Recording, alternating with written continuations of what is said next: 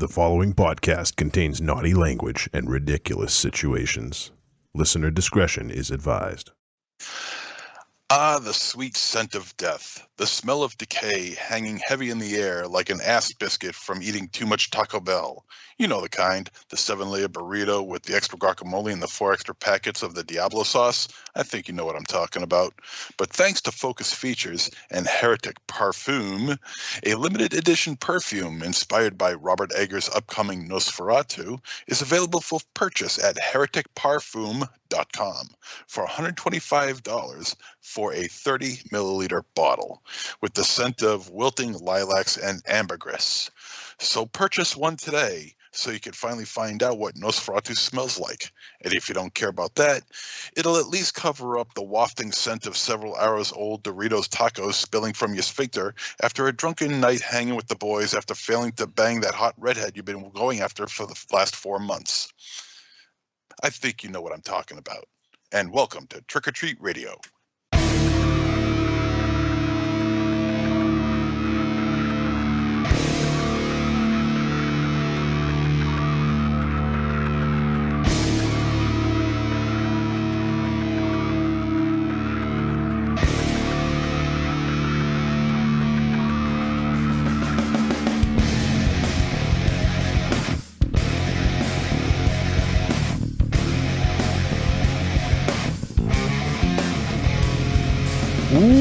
Welcome to episode 646 of Trick or Treat Radio. Trick or Treat Radio is the world's most dangerous podcast and is recorded in front of an undead studio audience here at Castle Wolfenstein, also the lair of Lost Swag within the Raven Chateau, and Casa de -0. We are live, and this is our 646th episode in a row. Weekly. We haven't missed a fucking one. I don't know if I should boast about that or not. But here we are. It is December. That means it's December Double Feature Cram Jam, Raven Shadow's favorite month. And we're going to talk about 2 films on this episode. And those 2 films are, let me see if I can remember this without looking, Humanist Vampire Seeking Consenting Suicidal Person. There you go. Finally got it. And we're also going to talk about the film Azrael. Who's got the sniffles? What's going on? Is that you, MZ? I'm fine. Why? I don't know. Is your headset plugged in? Mine? Yeah. Yeah. Oh, okay. I just heard breathing more than usual, so just checking. I think you're good. Maybe you just breathe into your mic. Okay. I just re-plugged back in. All right. So. All right, well, yes, so those are the films we're talking about, Humanist Vampire Seeking Consenting Suicidal Person and Azrael. That's got to be the longest film name we've ever done, right? Girl Walks Home Alone at Night. Yeah. Not quite, yeah, not quite, though. Yeah. How do you feel about movie titles that are actually sentences? Because I was thinking about this, and I'm like, this was before you mentioned that we were going to watch this film last week. I got to thinking about films that use full sentences, not just horror films, but any genre that use full sentences for a title for their film. And I was wondering how you may feel about that, just opinion wise. I don't necessarily have a problem with it. I think the problem is kind of what was demonstrated last week was I couldn't remember the name of it. So that could be a problem. However, if you just type in Humanist Vampire, it comes up. So, yeah, maybe it's not that big of a deal because maybe you don't have to remember the whole thing. But, if you had to, some people have remotes where they just have like a dial and they don't have like a keyboard or like they have to like, on my Apple TV, you have to kind of swipe left and right if you want to like use the keypad, and to type out a fucking title like that would take literally like 10 minutes. So, thankfully you can use the Siri button on it or whatever. But yeah, I think that's the only thing. I don't really have a problem with it. It's just difficult to remember and difficult to type. I don't know. It just seems like a big pain in the ass. It's like, like Tu Wong Fu. Thanks for everything, Julie Newmar, or That's a good one. Yeah. or the incredibly the incredibly strange creatures who stopped living and became mixed up zombies. Oh yeah. Yeah. Oh, who could forget that? Well, apparently not MZ. Nobody. No. What about you? Or even like what about you, Raven Shadow? even like Eternal Sunshine of the Spotless Mind. You know what I mean? I think it has to be done sporadically. It can't be, all the fucking time. A title should be fucking, claggity claggity clow. I want to see this now. You know what I mean? It shouldn't have to be like homework. Is that Like, the name don't of be your movie? Claggity claggity clow. I want to see this now. Like don't be a menace In South in Central, South Central while drinking your juice in the hood. Yeah. But that was very important to the plot of that movie. More so than the plot. It was. Yeah. The juice part was very important. Here's so it's interesting topic. I actually found a list of the 20 longest movie titles. This is from 2013 though, so I'm sure there's been some additions to this, but the number one is Night of the Day, of the Dawn, of the Sun, of the Bride, of the Return, of the Revenge, of the Terror, of the Attack, of the Evil, Mutant, Hellbound, Flesh-Eating, Subhumanoid, Zombified, Living Dead, Part 2 in shocking 2D. Trick. I'd like to see that, actually. That's a hell of a fucking title. Jesus. Like, who can remember that? I forgot all about See? that one. You forgot. I have heard of that one before, yeah. Yeah, it's pretty nuts. What are some of the other ones we have here? We have Persecution and Assassination of Jean-Paul Marat as performed by the inmates of the Asylum of Charenton under the direction of the Marquis de Sade. I already hate that movie already. Fuck that movie. Here's another one on the marriage broker joke as cited by Sigmund Freud in Wit and its relation to the unconscious, or can the avant-garde artist be hold? Jesus. Yep, Trick. I fucking It sounds hate, like you know the what, MC? You're right. You're fucking right. I hate all those movies already. Like, if the title is long, how long is the fucking movie? Wait, what about this one, Raven Shadow? Maybe you'll feel differently about this. Homework, or How Pornography Saved the Split Family from Boredom and Improved Their Financial Situation.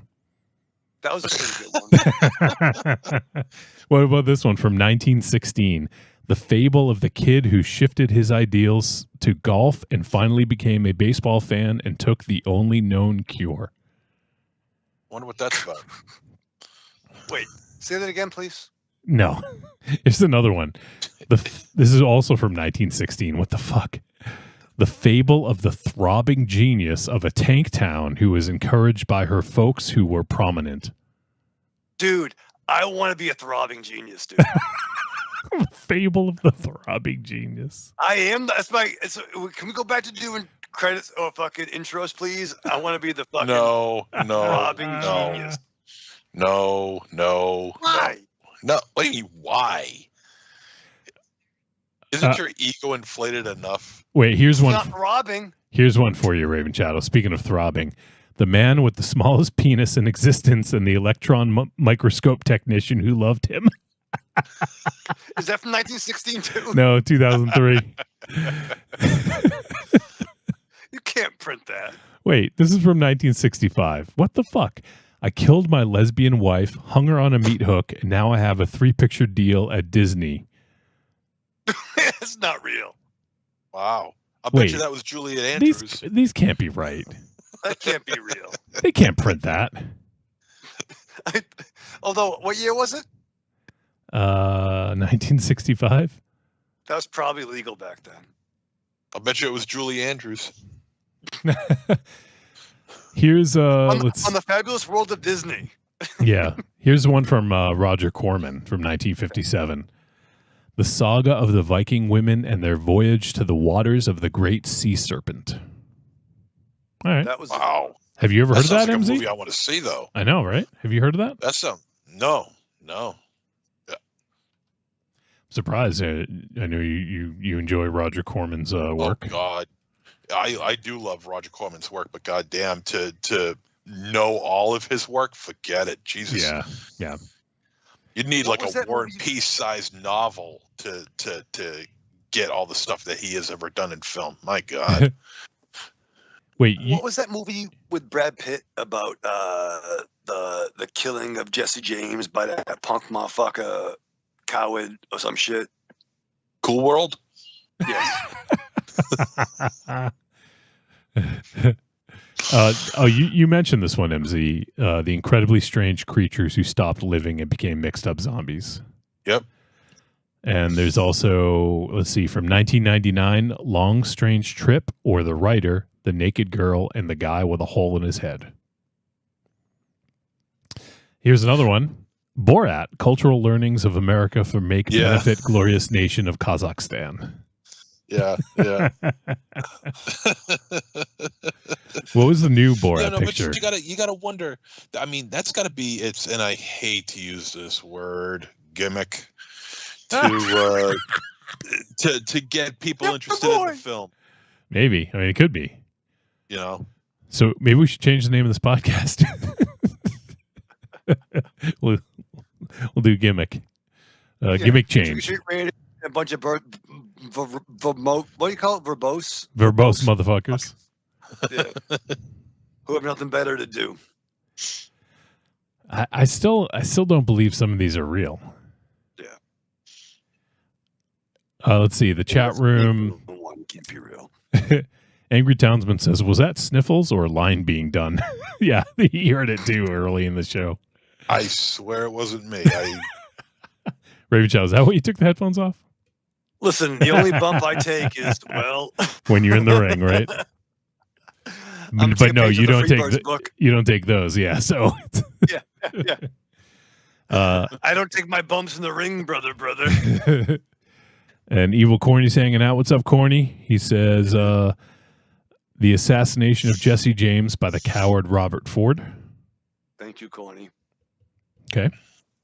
Yeah, some good. I mean, it is an interesting question. I hadn't thought of, but there's definitely some really long film titles here. It's arrogant. The thing is, it arrogant? There's Dr. Strangelove, or How I Learned to Stop Worrying and Love the Bomb. Yep. But the key to that is the or. So right, I agree. It's the Dr. Strangelove, and and even with Borat too. It's like Borat, and then that's why it's funny is because it's doing the thing. Yeah, because I mean everybody calls it Dr. Strangelove. Nobody calls it, as far as I know, nobody has ever called it How I Learned to Stop Worrying and Learn to Love the Bomb. Although I got to tell you, that is a movie you guys need to watch. It is fantastic. It is. Oh, whoa! You telling me? Yeah, I'm telling you. Yeah. Who's my favorite director? You've never seen it? Yes, I have. I've seen it like 5 times, dude. All right, then I must have gotten you mixed up with Raven Shadow. It's an please mistake. Never do that. Please don't ever do that. Yeah, Raven Shadow's seen it. Yeah. I think we saw it at the Manor, maybe. Yeah. I can't picture Raven Shadow sitting still for this movie. I've seen fucking Barry Lyndon. What was that, 3.5 hours? 3 hours? Yeah. It's a 3-hour film about, yeah. I think the only one, let's see, I haven't seen Lolita. I fucking hate Lolita, dude. I fucking hate Lolita. Why? Why, is it like 5 hours long? No, because it's about a fucking old dude fucking underage chick, man. Like, I hate that story. So was the Crush. Yeah. Yeah, I don't watch that. You liked The Crush, didn't you? No, I didn't. I didn't see that. I don't like fucking Kip Winger's She's Only 17 song back when I was 12. It's not, I don't hang out on islands, dude. Like, it doesn't mean you support it if you watch the movie, you know? It's not my kind of entertainment. Raven Show's kind of entertainment has to do with family members. Yeah, listen. This step fucking is not really related, Wolfie. What about and hard usually candy? It involves an 18th birthday. What about hard candy? Well, that's I mean, with Ellen Page or Elliot Page now, Elliot Page. and I do love comedies. Patrick Wilson. Yeah, what about and that? I do love Night Owl. Yeah, but like if someone's getting their comeuppance, that's another thing. But I don't want some lusting dude. I don't want to see fucking the Dread Pirate Roberts lusting after Clueless. You know what I'm saying? I'm sorry. But you do realize they are of age. They're just playing the roles of teenagers. Well, right. And I know Dove didn't really have a bad day at the fucking bike stop, but still doesn't make me fucking get excited when I see the episode. MZ, he still thinks all Germans are bad, so. Yeah. Turns out Germans are turning face. Here's another one. This is actually the sequel. It's Borat subsequent movie film. Delivery of prodigious bride to American regime for make benefit once glorious nation of Kazakhstan. Well, that movie was amazing. It was, yeah. The cotillion scene. Oh man, yeah, that was outrageous. That was fantastic. And she earned her that actress. She earned herself an nomination. Academy Award nomination. It's crazy, right? Best supporting actress. Yeah, came out of nowhere. Yeah. Oh, Evil Courtney asks, "What about Teen Titans, Raven Shadow?" Teen Titans are awesome. Yeah. What about it? I don't think it was cool when fucking Deathstroke was fucking Para when she was 16 either. Oh man. I didn't write it, Corny. Then I suggest you feel so much better about yourself. God. Or the 120 Days of Sodom. Yeah. Somehow I don't think I will feel better about myself. Well, I'll feel better about it. There's also, here's a comic one for you, Raven Shadow. Birds of Prey and the Fantabulous Emancipation of One Harley Quinn. Listen, that, yeah. I mean, everyone, I really like the fucking egg sandwiches that Harley Quinn got. That was a focal point of the film. Oh, here's a good one. This isn't that, well, I guess it is long, because when we think of it, we think of Buckaroo Banzai, but the title is The Adventures of Buckaroo Banzai Across the Eighth Dimension. Eighth Dimension. Yeah. That was on my mind. Yeah. So some good ones. You guys mentioned this one already, but don't be a menace to South Central while drinking your juice in the hood. Right. Yeah. But that's taking the piss of the genre. That's not. No, yeah, of course. Yeah. I know you know, but MZ's a little bit slow. Our pal Celtics Red Sox is hanging out. What's up, pal? And he says a nice lineup for cable TV subscribers, and he has the TCM Turner Classic Movies Classic Christmas Marathon. Posted a graphic of it from Friday, December 20th to Wednesday, December 25th. Wait, what's today's date? Today is the 12th of the 12th month. So how is he in the 20th? He's not in the 20th. He posted a graphic that shows the movies that will be playing on between the 20th and the 25th. Do you know how graphics work? You want to remind everybody who's a little slow now? Call back. Yeah. Jeez.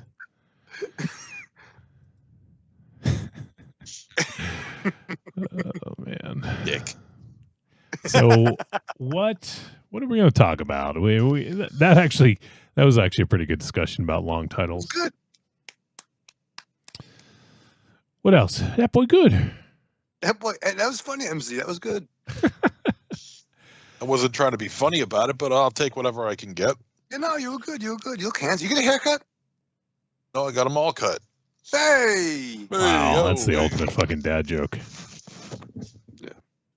So, one thing we talked about, we don't have anything to necessarily announce about this, but behind the scenes, we've been talking about maybe some format changes for the show.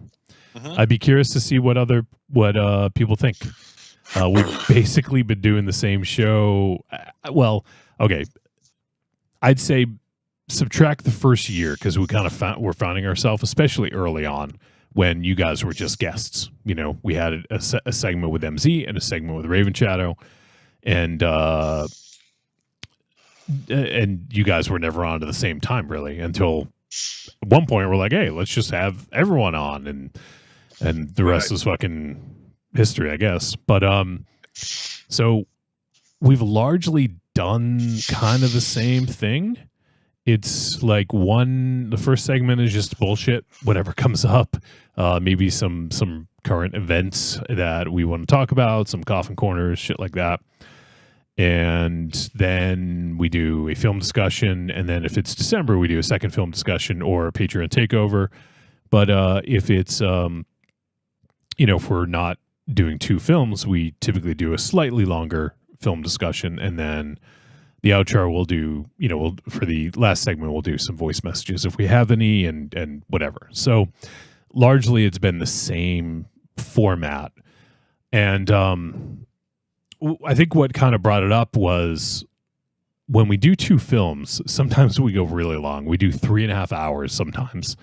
And I just wonder, we've been so, what's stubborn, I guess is the word. We've always had a long form podcast, and we've sort of been hesitant to change that.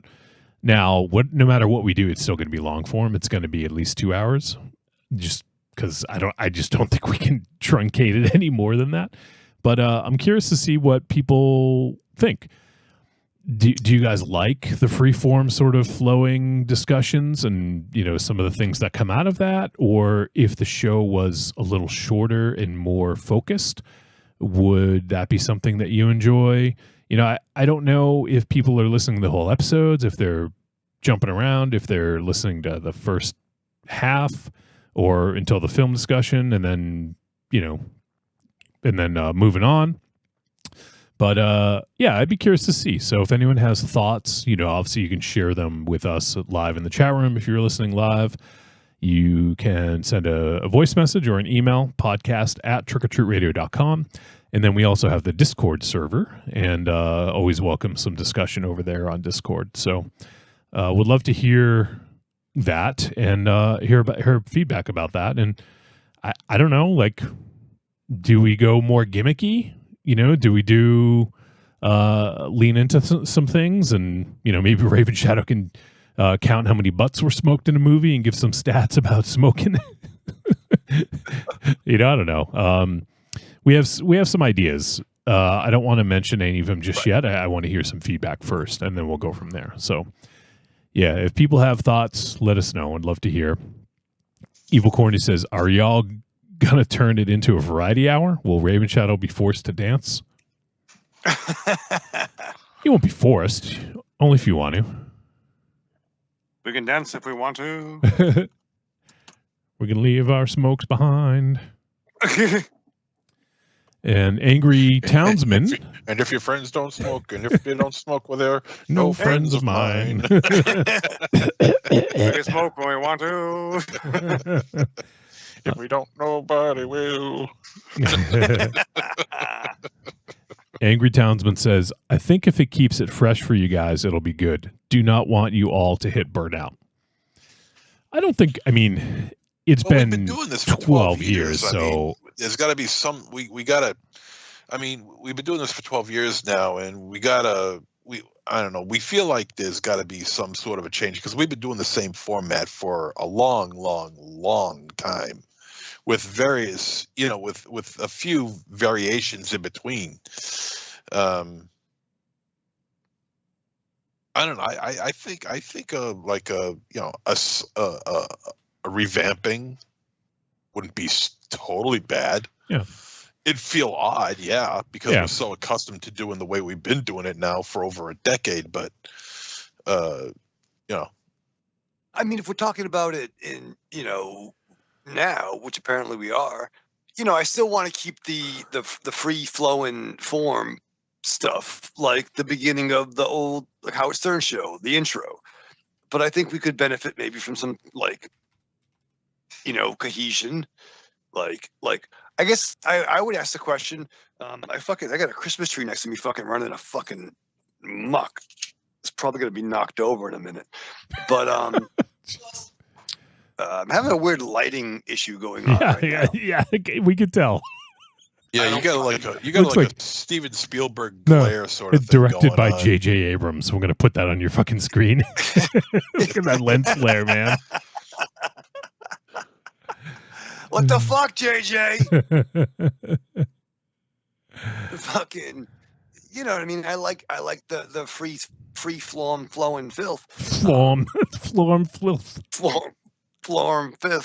Chloroform? Is that what you're saying? Chloroform. I'm into chloroform. I'm into chloroform, Wolfie. He said the chloroform Dino. I'm into chloroform, Dino.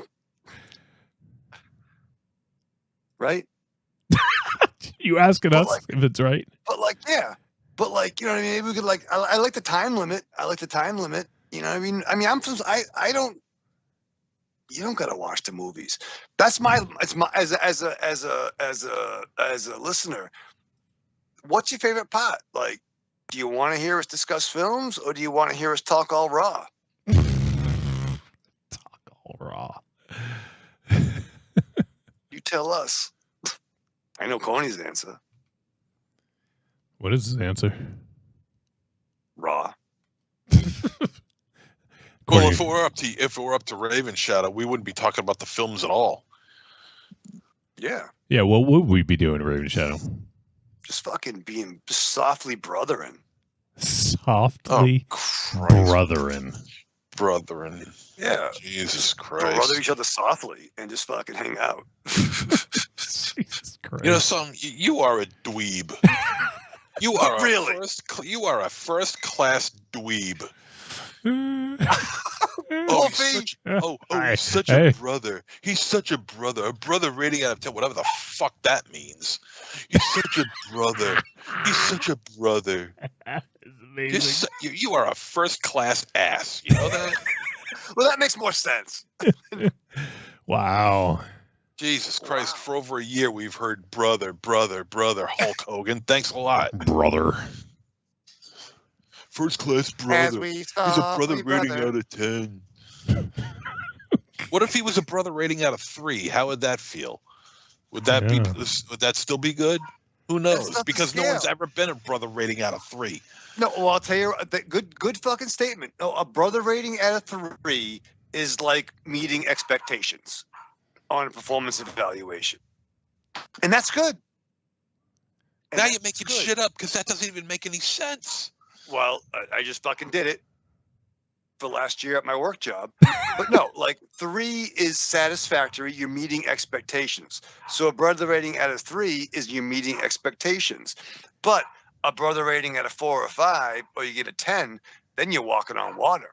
You're a Walking fucking. on water. Yeah. Yeah, All right, well you're a brother rating out of 1.2.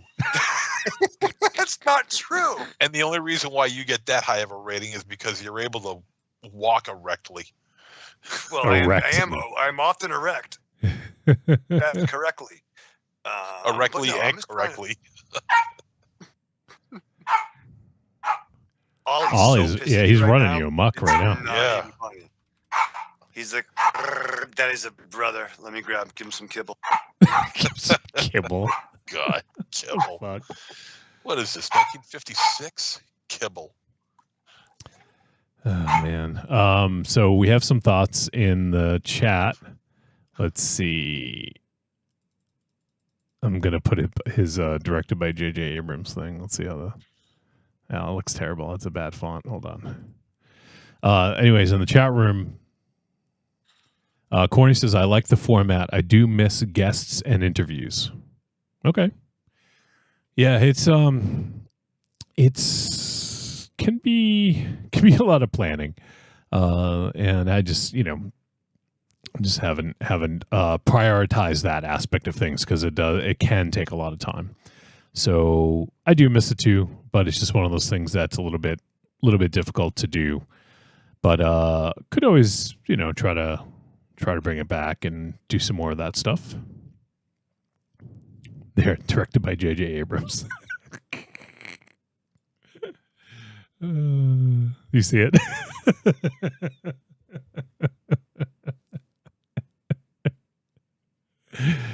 Can't hear you, MZ. Thank you, Wolfie. There you go. There you go. I got problems. All right. So in the chat room, Creepy Girl says, add a girl host. And Evil Corny says, I concur. Yes, more women. Our pal McDonald's narc says, Softly Brotherin was a 1990 skin flick. Yes, I think Vinegar Syndrome put it out. Yeah, I think you're right. And Evil Corny says, no, you better put a prophylactic on that mouth, Raven Shadow. Wow. What? Yeah, you just missed it. I can't. Some pretty crazy shit, Corny saying. I got the entire message. Nope. There What? you go. Directed by J.J. Abrams, Raven Shadow. As we softly, brother. Okay. He says, okay, here's, I will repeat it because I didn't read the whole thing. He says, no, you better put a prophylactic on that mouth, Raven Shadow. No raw talk. He almost made you spit out your drink. Our pal McDonald's narc says Raven Shadow's math is greater than Scott Steiner math. Thank you. And Evil Corny says, MZ, you just earned a brother rating 0.0005 because of your criticizing the brother rating scale. See?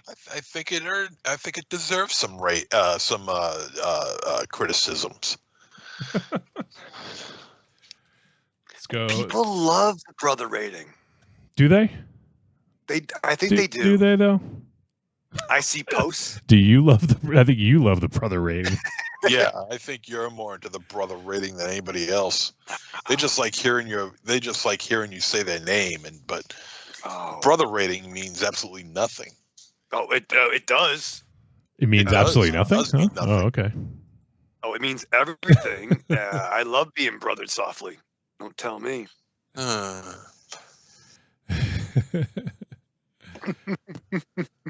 Brother rating out of 7. Dumbass. To be fair, he's never said brother rating out of 7. Thank you. No, because it's always been out of 10. I know. Well, Because that's the only thing he knows how to rate is by 10s. He can't rate by 7. He I won't can't say help it's by if 7. I can't help if our friends and listeners and the fucking Patreon, best Patrons in the business, brother ratings out of 10 and sister ratings. Speaking of best Patreon in the business, we got a new Patreon supporter, or a new old Patreon supporter, and that is Tim from Melbourne is back on Patreon. So thank you, Tim. Yeah. And Thanks, buddy. How you going? how you going? I think we're going to hear from Tim a little bit later in the show too. Yeah. You're a matey rating out of 10. Let's see. Well, I want to start to wind things down here because want to be mindful of having enough time to talk about films. But Raven Shadow, have you seen Skeleton Crew, Star Wars Skeleton Crew, or have any interest? I do. Marion was talking about it the other day, and maybe check it out. I do have some time off during the holiday, so that might be one of the things that I binge. Yeah, there's only 3 episodes in so far, so Nice. didn't miss much. But I thought so far it's really good. The last episode I thought was really, really awesome. So This is live action, right? yes, live action. Yep. And is it an original show, or is it tied into any kind of mythology? As of now, it is not. Well, I mean, it takes place in the Mandoverse, so the same timeline as when Mandalorian takes place. But Okay. we haven't seen any characters yet from anywhere. The only character we saw, there was a crossover with Mandalorian. There's a pirate named Vane who appeared as like a pirate sidekick guy, but that's it. So he's the only one that so far has appeared. Otherwise, it's all new characters. Even though it takes place, in the Mandoverse, like I think it's like, what was it, 5 years after Return of the Jedi? I think so. There are There are characters out there. We could see characters, but as of right now, no, none. Okay, so it wasn't like they were from the Clone Wars or some other cartoon or something like that. No, live no, action. they've never been on anything yet. Yep. Oh, so that's cool. And I like the Mandoverse. I like that title. That's fun. All right, so I don't want to talk about it too much. MZ's going to start to gloss over. So, but Skeleton Crew's been real good. 3 episodes in, really digging it. All right, you little kids like it? You little kids. It is kind of like Amblin in space. Okay. I will say. Like, A little. like Hamlet in space? No, nope. It's what I said. Okay. Amblin. A little Goonies. A little Okay. Goonies action, yeah. Is Jude Law in it? Yeah. He's awesome in it. Is he really? Yeah. Oh, that's cool. All right. Alfred Molina did a voice in it in this last episode, like a cameo voice. Oh, shit. And Nick Frost does a voice. Okay. And I forget her name. She did the most recent episode. Hold on, let me see. She was in Arrested Development. No. Younger, I think it was a sister. Hold on, let me look. She's been in a bunch. She's been in a bunch of other movies too that we've seen. Oh, is it Aubrey Plaza? No. It I didn't watch, is Aaliyah Shawkat. In Arrested Development, like she has freckles, like a lot of freckles, very recognizable. She played Maybe, I think is how you pronounce it, Maeby. No, ring a bell to anyone? No. Maybe. Anyway, she does a voice. Oh, okay, I didn't either, so that's why I don't know. Yeah, no, I don't know. How about you, MZ? Did you watch Arrested Development? No. Okay, Did. so none of us know. Okay, well that's enough about that. Was there something else? Oh, Corny says Neil is cute. There's a character named Neil. He has like a little bit of like an elephant trunk and like elephant ears. And he looks like the same race as Max Rebo, but he's not. Just looks similar to Max Rebo. And he's a little kid. Where's his elephant trunk? Yeah. All right. What else? Who the fuck's dropping snow on Skype? Who's that? Was that you, Raven Shadow? Really? Yeah. I don't know how to it was fucking MZ. do that. Well, that's exactly why I would think it was you. MZ's fucking dropping snow. Yeah. Informer. What are you doing, MZ? You that bored? See, that's what happens when we talk about Star Wars. Well, you're talking about Star Wars That's and what I Arrested said, Development, and I couldn't really give a shit about those things. So, Sorry, let's talk about some obscure sitcom from the 70s then. Yeah. hey, now you're getting my attention. I know. What the fuck is this? You're going to fuck something up and it's going to mess up the cameras. I know it. He's going to do that fucking like all together view where it fucks up the cameras. Oh yeah, when everyone's in fucking like you're in a college class outside. yeah. Oh, Corny says from Search Party 2. So I don't know what Search Party is, but I guess she was also in that. Ain't All no right. party like a search party because search party don't stop. Ain't no party like a search party. Because sometimes a search party don't stop. And sometimes Or it can't does. stop. Yeah, sometimes it does, and usually it's for not good Sometimes. reasons. Hey, we ain't Oh, gonna shit. fucking find them. Time to give up. Time to give up. That's a call back to Julian Sands. That's fucked up. Oh Zero. man, poor Julian. Oh shit. I forget. Was it? Did they ever? They confirmed it, right? Did they find his body, or it just was like, yeah, it's been so long that he's gone. I don't know.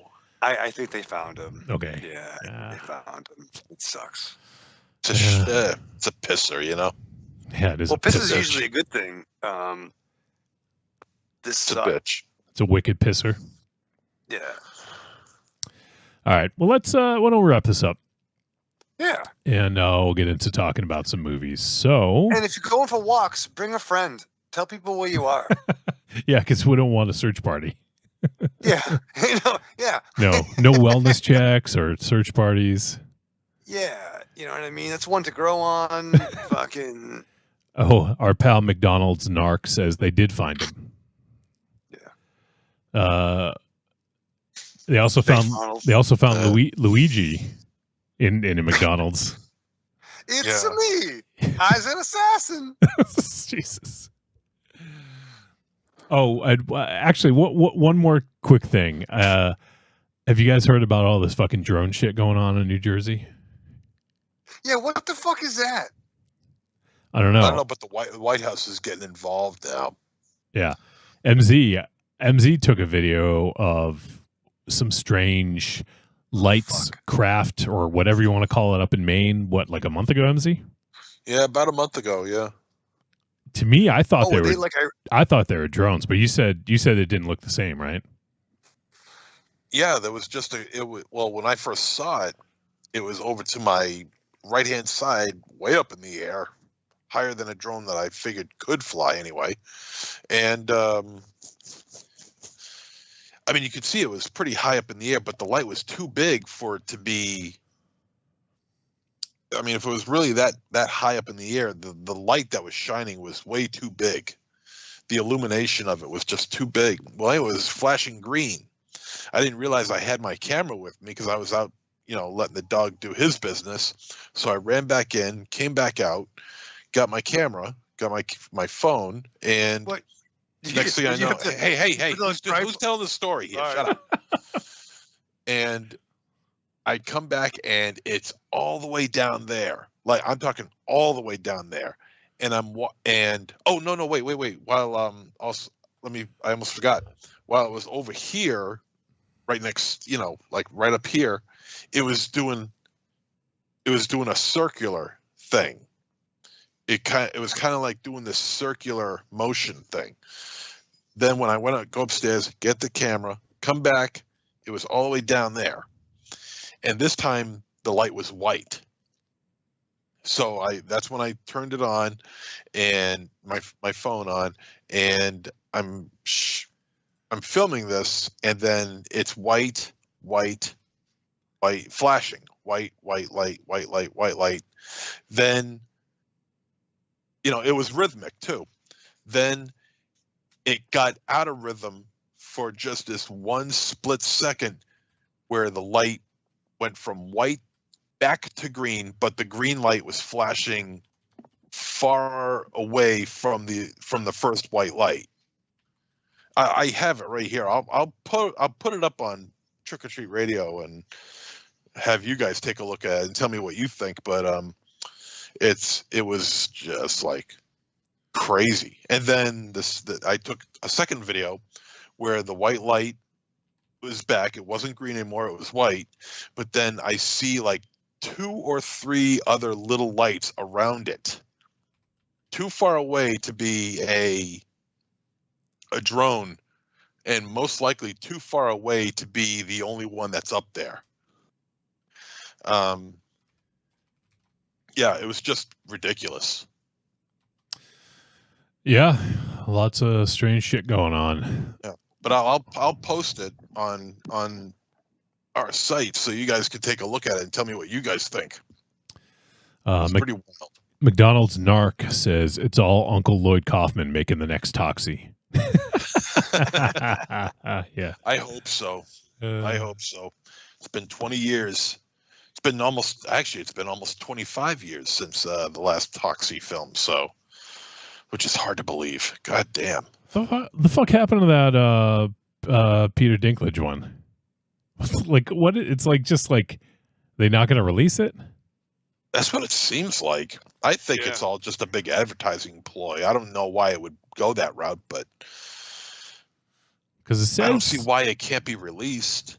Yeah, It's got it played some festivals in 2023, I believe.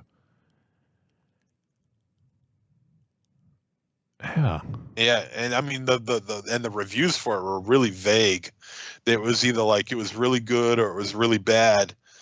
And I didn't hear any bad reviews, but they were awfully vague. They didn't get any specifics about what went on in the film and stuff like that. And I'm like, something's really odd about that. But there's a new Toxic Avenger comic book out. I'm going to look it up and see if there's any new news. I heard those drones are from an Iranian spaceship. Well, I mean, there's all kinds of shit. Great. Thanks, AI. AI says it's expected to be released in the early months of 2024. Well, thanks. Great. oh, good. Thanks. Well, we're getting in the early months of December of 2024. Yeah, so it played Fantastic Fest. It made its debut at Fantastic Fest September 21st, 2023. So year and like 3 months ago. No. So I don't know. Here's a latest article I can find is from August. It says Peter Dinklage's optimistic Toxic Avenger reboot will get released and have its day in the Toxic Sun. It says Peter Dinklage is so proud of his Toxic Avenger reboot that he just wants more people to finally get to see it. So it's so weird. I don't understand what's going on. Yeah, it's hard to even like. I can't even find out like what's going on with it. It's got 92% critic score on Rotten Tomatoes. So It's fucking way better than fucking Kraven the Hunter. I'll tell you that much. yeah, and yeah, that was 9%. I think I saw. And then yeah, at the end here, Raven Shadow says earlier this year it was also announced that Matt Bors and Fred Harper were teaming up for a new Toxic Avenger comic from indie publisher Ahoy Comics. The first of the 5-issue comic book series is due out October 9th. Yeah, the 2 issues deep. I almost bought it for MZ, but I know he wouldn't appreciate it. That's so weird. Yeah, he doesn't like comics. No, I don't. Would you read a Toxic Avenger comic? I used to have the old Toxic Avenger comics from when Part 2 and Part 3 came out. Mm-hmm. Well, Marvel did a series. They weren't that great, to be perfectly honest. Marvel did a dark series that was came out around like it's so funny that Toxie became an environmental hero in animated form. I know, right? Like in the early 90s. But the Marvel comic was actually quite dark. They had a lot of girls in like scantily clad clothing. It had it ooh, MZ. Ooh. I think his balls just dropped. They hit the floor. That's how heavy they are. That would fucking break some tile. I hear some tile breaking over there in Maine. I'm like that Patrick Bateman meme that you see from yeah. Ooh. Yeah. The fucking I'm the trading card, the business card. Like, yeah. Ooh. Of American Psycho, yeah. All right. Well, we were going to wrap up, but who knows? Hopefully Toxic Avenger comes out soon because I really want to see that. Yeah. And Melvin the Mop Boy. From everything I saw, I mean, it looks like it'd been getting good reviews. And I mean, I don't expect it to be the same as, Lloyd's Toxie, but still want to see it. How is there not a Trauma streaming service at this point? There is. There is, yeah. Oh, really? Trauma Now. Yeah. Trauma Now. Okay. Go fuck yourself, huh? Yeah. I'll go And myself. I posted up those 2 videos on the Trick or Treat Radio site on Facebook. So take a look at them. Tell me what you think. There you go. Is it an Iranian spaceship? Is it a UAP? Is it drones? Or is MZ just hallucinating on drugs? Yeah. Have they not made a Sergeant Bukaki man yet? No, Wait, but did you say no, but it's a Sergeant good idea. Bukaki Man? Yeah. Are you talking about like an Axel Braun piece or like what? Because that's not the name, right? You know that, right? No, I know it's Sergeant Kabuki Man, but I feel like Sergeant Bukaki Man. Yeah, but I mean it's a very specific reference that not a lot of people are going to understand. A lot of people, Corny fucking knows. Okay, well, like you're going to release it in theaters? The Paris Cinema. Jesus Christ. Sergeant Kabuki Man, NYPD. I forgot about that part. Yeah. Can't forget That's a that. long title too. Yeah. Kind of, not really. All back. All right, let's. Speaking of long titles, We're gonna do a format change. Speaking along in the tooth, let's wrap this up. So, if you guys want to help support the show, there are a couple ways you can do that. And the first way and the best way is through Patreon, patreon.trickortreatradio.com. And shit, I don't have. Hold on, let me get the text here. I put it on last week's and I forgot to move it over. He is doing fucking lines. What the fuck, MZ? He really is. I'm not snorting anything. It sounds. I don't know why it sounds so loud. Yeah, Monster Zero is like fucking. Sounds like I'm you're not doing anything. I'm No, just you're doing sitting lines. You are breathing. You are like Dennis Hopper in fucking Blue Velvet. Oh, please. No, I'm not. Pabst Blue Ribbon. Yeah. All right. So Patreon, if you guys want to support us, head on over to patreon.trickortreatradio.com. It's the best way to support the show. You help us and you get something in return. So you can start out at the $2 a month tier and it goes up from there. And right now we are running a special holiday promotion, end of year promotion. So from now, or I guess we started last week, but from now until December 31st, we are offering a 20% discount on your first month. You got to use the code TORTR24. What is that, Raven Shadow? It's TORTR 24. 24. Yes, TORTR24. So go ahead and put that in when you sign up and you get 20% off your first month. And you know what? If you just want to try that first month and get the discount, hey, what the fuck? Go for it. But maybe you want to stick around and you want to hang out for the new year and see what's going to happen on Patreon in 2025. What are you fucking laughing at? I just took...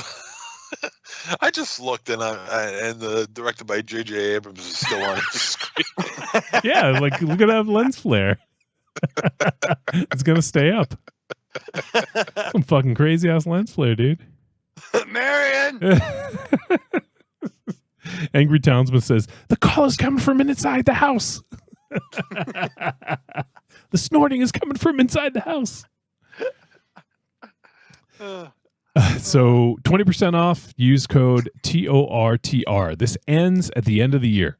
Literally 11:59 p.m. on December 31st it ends. So if you guys want to hop on. Stroke of midnight. Well, a minute before the stroke of midnight. So you have time to stroke it until midnight if you want. Stay on target. And also, since that's only available to new and returning Patreon supporters. If you are already a Patreon supporter, I guess you could cancel and come back. You could do that. But we're offering something for the Patreon supporters. If you are already a Patreon supporter, you could win 3 months free of our highest tier. That's a $30 value. And all you have to do is share our Patreon page on social media and let folks know why they should sign up for our Patreon. That's it. And we had one person in particular is way ahead of the game right now. We have one person who's way ahead of everyone who's been posting on social media like crazy. So there is someone big in the lead right now. And I'm just saying that remarkably attractive, intelligent. Oh, it's not me, supportive Raven person. Shadow. The other, It's not remarkably MZ. No, it's attractive- not him either. I'm just saying that there is Just kidding. a, fair and balanced. But listen, if you guys want to fucking get in the running, you got to fucking put your sneakers on. You know what I mean? Yeah, you can't run without sneakers. Yeah. Yeah, so if you guys are already Patreon supporters, you have to already be a Patreon supporter. Doesn't matter what tier you're in. You can be in the lowest tier, you can be in the middle tier, you can be the highest tier. No matter what, you will get, if you win, you will get 3 months free of the highest tier. So give that a look. All you got to do is go to social media and, like I said, post the Patreon. So patreon.trickortreatradio.com, or and then you just tell people why they should sign up for our Patreon, why they should look at it, and tag us if we're on that social media network. If we're not on that social media network, you can take a screenshot and then go ahead and send it to us at podcast@trickortreatradio.com.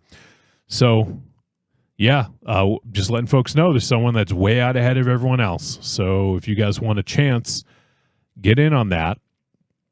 That also goes until the end of this month. So we're capping that off once again a minute before midnight. So 11:59 p.m. December 31st. So right before the year ends. So yeah, check that out. And that's for our Patreon supporters to save some money and to potentially get into that highest tier and get a Patreon takeover. So there you go. All right. So if you guys have any questions about that, feel free to reach out social media personally or to the email podcast@trickortreatradio.com if there's anything that's not clear about that. All right. So we did do a new Patreon exclusive little gift giving. We talked about a TV show. We each recommended a TV show for one another, and we had a nice little discussion about each one. And then we did some kind of rapid fire picks. So if you guys want, it's sort of a double tap-ish thing, but a little bit different. Just trying to give some gifts to the listeners and Patreon supporters about things that they might dig that maybe they weren't familiar with. Yeah. So give that a listen, and we'd love your feedback. And if you guys have ideas about if you want to share something, then you can go ahead and do that as well. Just send it to us, podcast@trickortreatradio.com. We'll play it on the regular show. All right. Quick. Let's do these quick, Raven Shadow. So you don't even have to add anything. How about that? On trickortreatradio.com, just on the front page, look for the Amazon logo. Click it. It's going to bring you to Amazon. And then it just puts in our affiliate code. Everything you purchase in that session gets attributed to us. So we get a little cut. And then also on trickortreatradio.com, we have the store, the digital storefront. You can check it out, click on store, and you can buy the greatest hits of Trick or Treat Radio volumes 1 through 3. Okay, Michael Raven Shadow, you sit down and watch 2 movies this week. I know it's a chore, man. I know. You're like Jesus on the fucking cross, like carrying the weight of the world, everyone's sins. So Raven Shadow, what do you do to prepare for this week? Although it was a little easier. We had one film with subtitles and one film with no fucking dialogue at all. That fucked me up a little bit, Wolfie. I'll be honest with you. You're like, no, where's the dialogue? Is there subtitles? I'm like, what the fuck? Where's the subtitles? Oh, there they are. But no, it's exciting.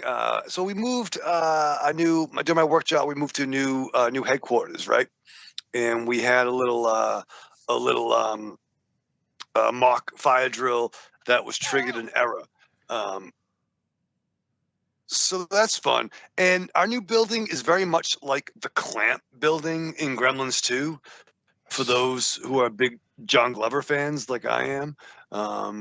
And I'm trying to grow like John Glover hair right now, like in Smallville season 3. But so one thing we learned as we're going through this fire drill is that one of the main exits to the parking garage, a fucking security gate comes down. Like that movie with that kid from fucking The Walking Dead. And so that's fun. So as one exit's blocked, you know what I mean? I'm trying to fucking up my fucking stop, drop, and roll game and trying to fucking, you know, get visions of the fucking station nightclub fire out of my head. And you better believe, before I strapped, I probably could have flamed on. Yeah, you probably could have. Too bad. But it was a work. It You was go that, through that your was week with the same old routine. What you really want is some blood and thunder in your life. Well, friend, you found it. The Cromcast is an adventurous journey through the history of two-fisted pulp stories With your host, John, Josh, and Luke. we have action. horror. An adventure, all through the lens of pulp luminary Robert E. Howard. Don't just stay in your ordinary life. Find your pulp life at thecromcast.blogspot.com. The Cromcast, The Cromcast. The Cromcast! a podcast for the barbarian at heart.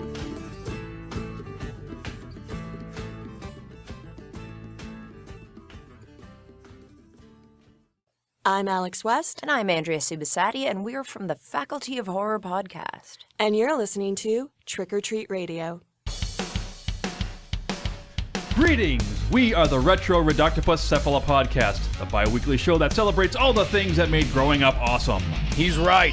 We wax philosophic about lots of geeky crap like old video games and movies, toys, cartoons. I don't know, help me out here. Music, pants, quoting video games that don't have dialogues, shabibans, tasty news, Unnecessarily long Japanese onomatopoeia. butt breathers, uncomfortable nature facts. or how to install a thermoflange. And unlike all those other podcasts, we at Retro Reductopus have an exciting rotating host schedule. Do we? We sure do. So, if you didn't like the guy flapping his gums this week, Like me. worry not, gentle listener. Next week we'll have a whole new host. Of problems. Hey, they might still suck, but they'll suck differently. And you know what's really cool? Retro Reductopus is part of the Inebriard Podcast Network, with new episodes out every Tentacle Tuesday. Which is like every other Tuesday. We named it. Anyways, you can listen to us at iTunes, Google Play, Spotify, Stitcher, or straight from the tab, reductopus.buzzsprout.com.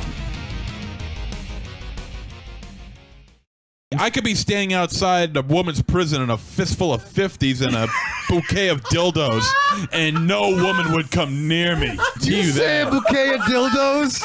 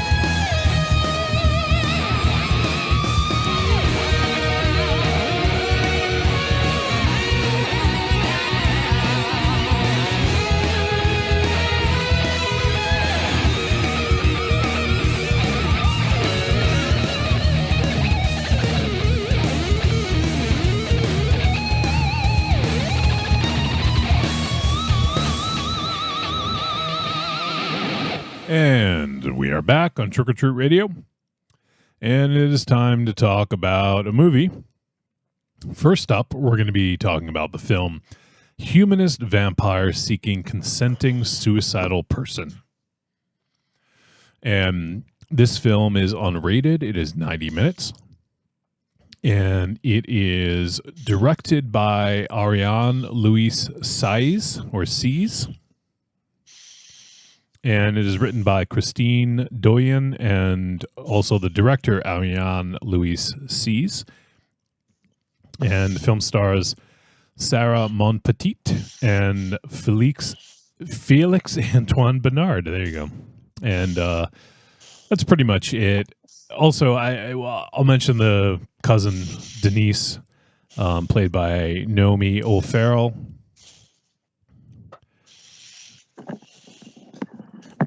And the synopsis for this film: a young woman vampire is unable to kill to meet her need for blood, but may have found a solution in a young man with suicidal tendencies.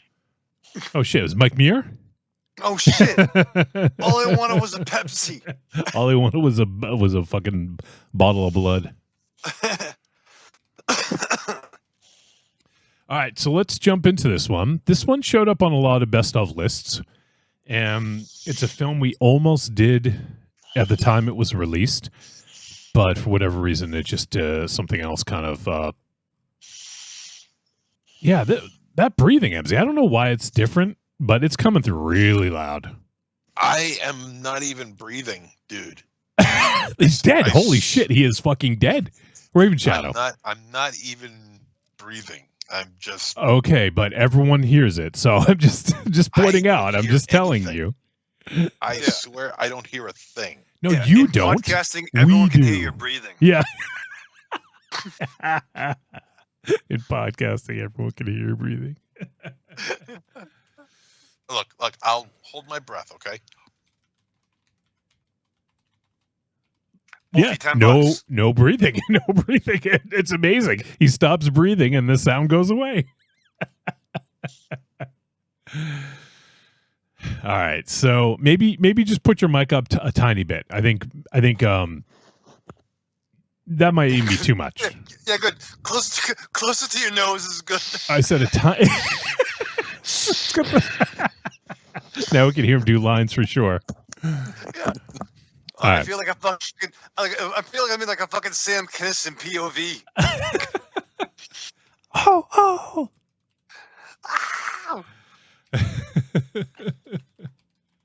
I don't even know what I was saying, but okay. So, humanist vampire seeking consenting suicidal person.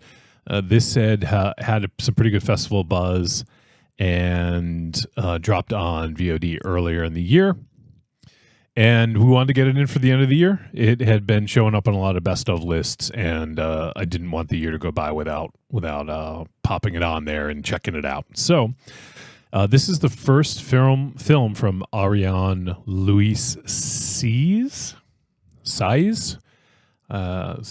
Hope one of those is right. But anyways, so this is her first feature. And she's directed a bunch of... Wait, actually, is it her first feature? Let me see. Yeah, okay. The other ones are shorts. She's done a bunch of shorts and music videos and stuff like that. So, but first feature film. And let's see if there's anything else. I didn't recognize... Did you guys recognize any of the actors, actresses in this? No. Yeah. So pretty much all unknown cast. I don't know what is going on. It's so loud over there. We could hear Parker. It's so weird. MZ, tap the mic. Like right on. Okay. I just want to make sure it was coming through the mic. You're good. I don't know why it just seems like it's picking up more than usual. All right.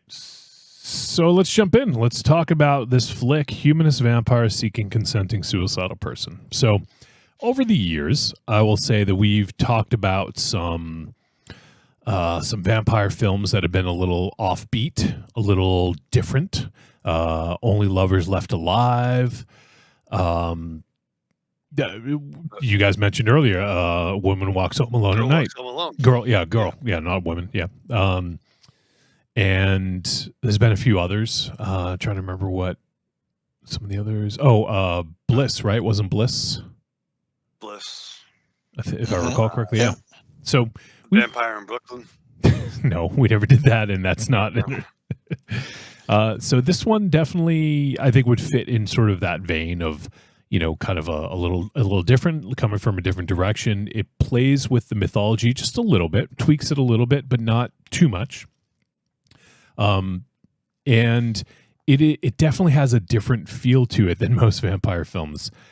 And I think when done right, I think that can be really effective. Use that sort of cinematic shorthand of using vampires.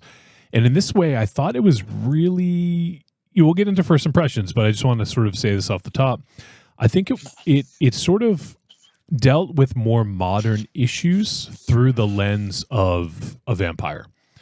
And I thought that was really sort of an interesting take on it, whether we liked it or not. I think it was definitely a very different kind of take on it. So let's do some first impressions. And let's see, MZ, if you don't mind, let's get your first impression. Well, actually, in fact, I do mind, but I'll do it anyway. I was unaware of this film, and when I was told that this is what we're going to do, I went on to IMDb just to get a brief synopsis of what this film is about. Then when I saw the rating, I'm like, okay, this film's got some legs behind it. And I was really interested to see what they were going to do. I mean, this isn't just a French film. This is a French-Canadian film. And yeah, it filled with a bunch of people I've never heard of before, from pretty much a rookie director. And when I saw what the plot was, I'm like, okay, this is a very different take on the vampire subgenre. And it also, strangely enough, especially in this day and age, to take on a subject like suicide and have some fun with it, it's a daring move. That's a bold move. You could do that back in the 80s with films like Better Off Dead, but nowadays, I'm kind of surprised this movie actually got made, to be perfectly honest with you. But I was really interested to see how this was going to go and how well it was going to be played out, and if it was going to be played, because this is a horror comedy, is it going to be played mostly for laughs, or is it going to be subtle? I was surprised to see that. Yeah, I mean, there are some laugh out loud moments, particularly dealing with one character, JP, who I thought was, I mean, the comedy in here is really subtle, but he's not so laugh out loud funny that, the character of JP is he's the funniest one in the whole movie. But even by traditional comedy standards, his comedy is kind of low key. But because of the subtlety of the humor in this film, he kind of stands out a little bit more. And for some reason, I have a really strong feeling that Raven Shadow is just going to flock to that guy. But to take the serious subject of suicide and add it with the need of vampirism and the need for blood, and just the mix up together just seems so odd and so unusual, but yet at the same time it fits so perfectly together. And it's one life helping another. It's really what it is. It's help, and there's that message, that help your fellow man, even if your fellow man is a blood-sucking vampire. So it's kind of unusual when you look at it that way, but that's exactly what it is. And I couldn't wait to see where this was going to go. And that's pretty much it for me right now. But we'll talk about it some more as we go along. All right. How about you, Raven Shadow? So yeah, I literally I knew the long title from the description last week, and we just pressed play last night. You know what I mean? If there's comedy in this, I agree. It is subtle. Like, it's not fucking, laugh out loud stuff, but It's got some quirks. I mean, immediately, I definitely thought of A Girl Walks Home Alone, whether it's the original or the American remake. Um, and in terms of like, I mean, Beetlejuice had that element of. Wait, did you say remake? Well, there was isn't there two versions of A Girl That Walks Home Alone? No. Isn't there the Iranian version and there's an American remake? I don't think so. There is an American version of A Girl That Walks Home Alone at Night, and there's A Girl That Walks Home Alone. Then there's the girl that walks, and then the girl, and that's it. There's the Green Day song "I Walk a Lonely Road." There's a short by the same director, Anna Lily Amirpour. She did an 8-minute short of A Girl Walks Home Alone at Night in 2011. There's not. What's the? All right, I could have sworn that there was an American version of that. Maybe I was drinking Drano. Maybe I don't know. Maybe bleach. Trying to get rid of that Yeah. COVID. Yeah, I thought I had COVID, so I drank some bleach. That's a fucking good idea. It's gonna get worse, gang. By the way. All right. Well, maybe I'm a fucking dummy, but I thought there was a remake. I still feel there is. Was it the girl that whatever? Raven Shadow, you're really going off track here. Well, I'm trying to challenge him because I'm wondering what the fuck he's talking about. All right. Well, maybe I'm wrong. But regardless, that's what I kind of thought of.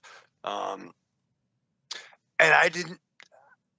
I like the dad. I like the family aspect of it. It's like A Girl Walks Home Alone meets My Big Fat Greek fucking Nosferatu Wedding. I like the fucking family dynamic. My big You know what I mean? French vampire wedding. Yeah, My Big Nosferatu Wedding. Oh, whatever the fuck. And I liked it, and that's the thing with there's so much different vampire lore. There's a lot of legend. However you want to go, you go from Bela Lugosi to fucking Nosferatu to Anne Rice. There's a lot of mythology. And one thing I always kind of questioned about vampire not true bloods, but like when you're born, Udo Kerr in Blade, we are born a vampire. Like, well, how do you age? And I think this movie kind of addressed some of the long-term aging of Draculas, where they're immortal, but they do age just at a slower rate. And I like that they kind of addressed that early on. I love the dad. The dad was so heartwarming. Sorry, real quick, Raven Shadow. How many vampire years is human years? Is it like dog years? Well, it's like 40 for like every 17, right? It seems like, or 16. Like, once again, I'm not Kip Winger, but callback. But I like how they addressed. Yeah, and he was so good. Like, hey, she's gonna get her fangs. Don't worry about it. I like the little nuances of it, and I thought this was a touching, timeless tale. All right. And for me, I didn't really have much in the way of expectations. I just knew it was going to be a bit of an offbeat vampire film, and I was curious about how they were going to go about it. Obviously, with the title, you can kind of get it tells you a lot. You can kind of get the cut of its jib, so to speak, and kind of understand what's going on. And right off the bat, fucking Rico the clown. Poor Rico. So we get some major PTSD. The girl gets Sasha gets a major PTSD right at the beginning of this, which I thought was really interesting. And there's a lot of allegory in this that I want to kind of jump into later. But I'll just say maybe this is going to give away a little bit of my verdict, but this is a really fucking sweet film.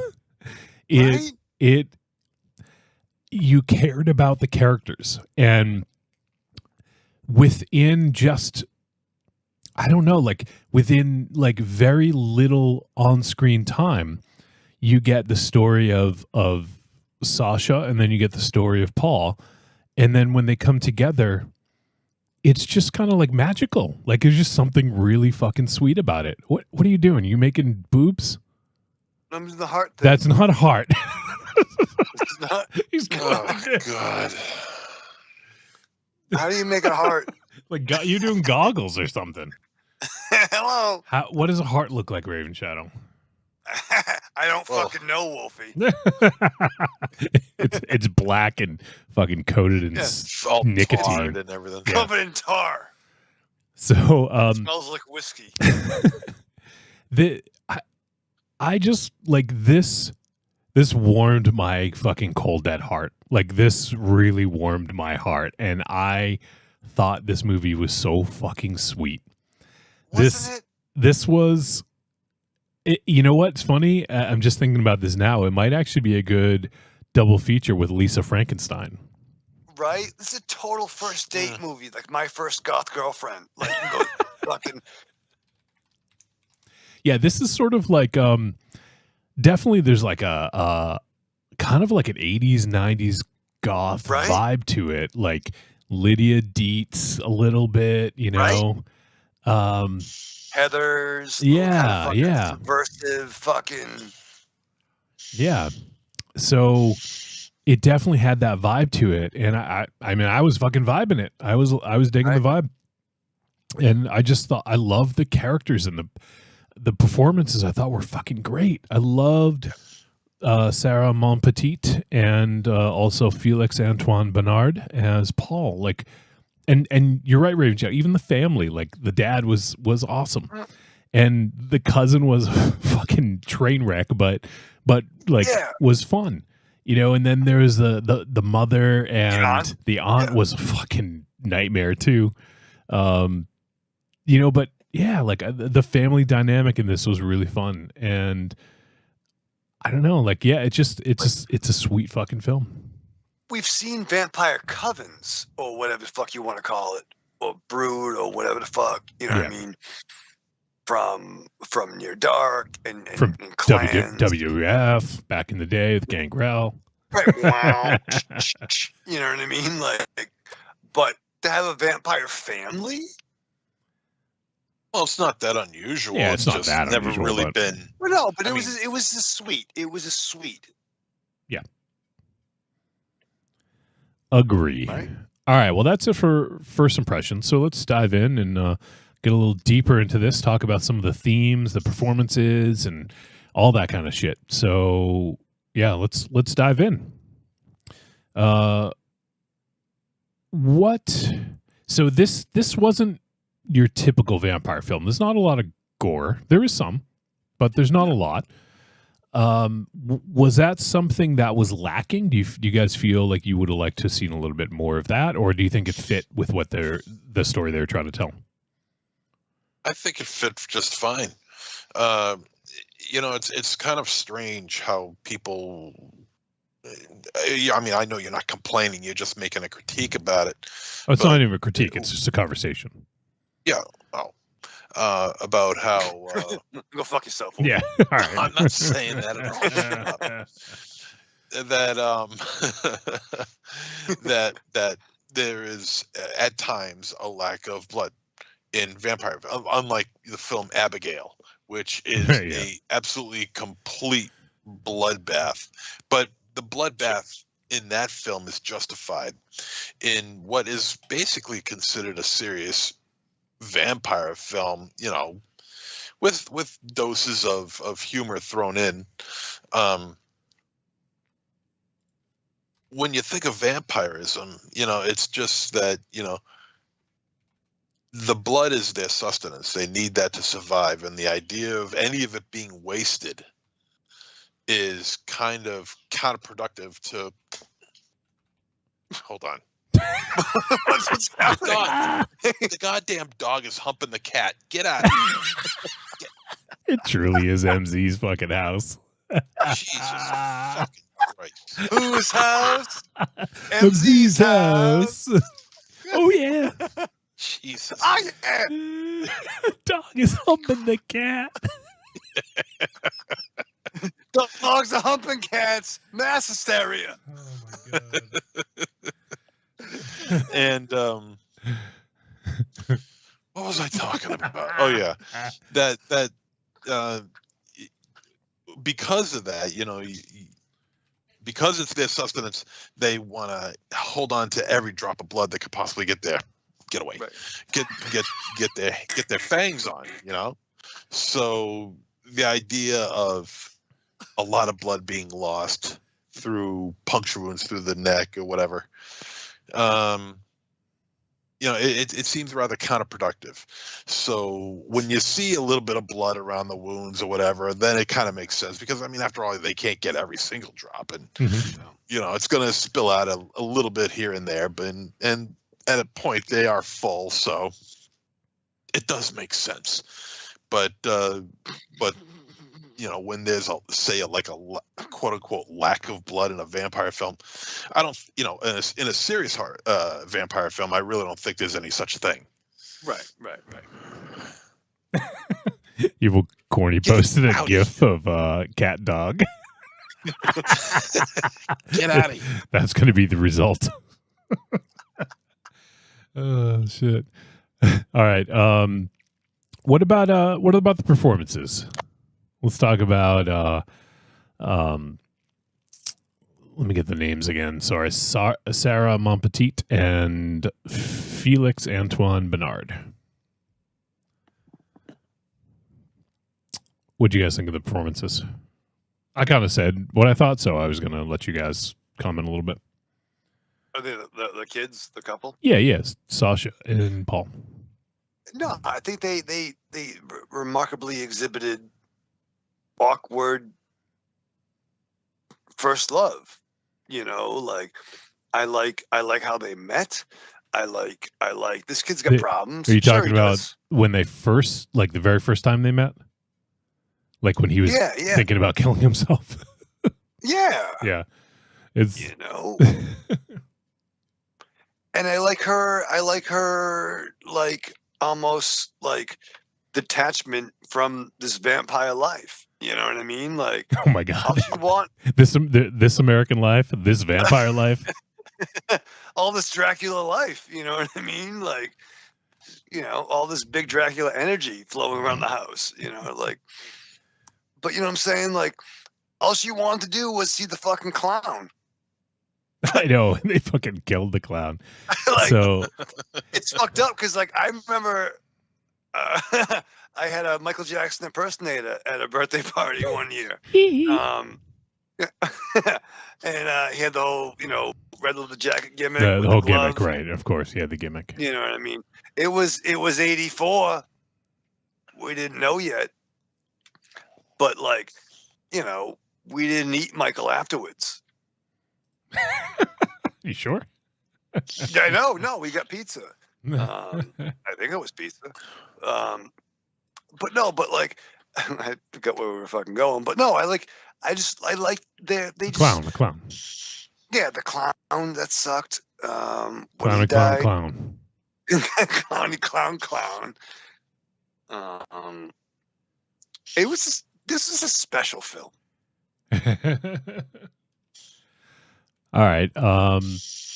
So actually, I did some. It's funny. Sometimes we get no one commenting on YouTube, and then sometimes we get a lot. So I missed some chat. Let me just see what's going on. We got Double D. He says, "Good evening, peeps. Double D in the house," and he says, "Boo to a shorter show format." that was a while ago. He said, The show should be at least 6 hours long each week." Oh boy. Yeah, right.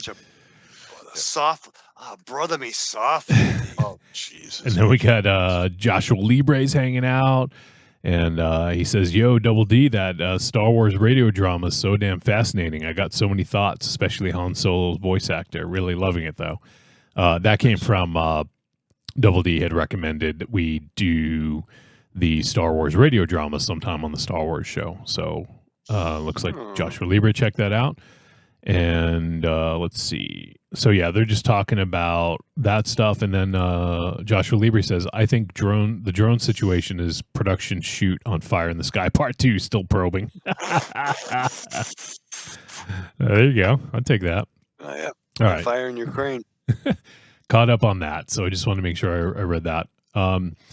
So I guess I'll start talking about some of the themes here, because I want to make sure we hit this a little bit before too long.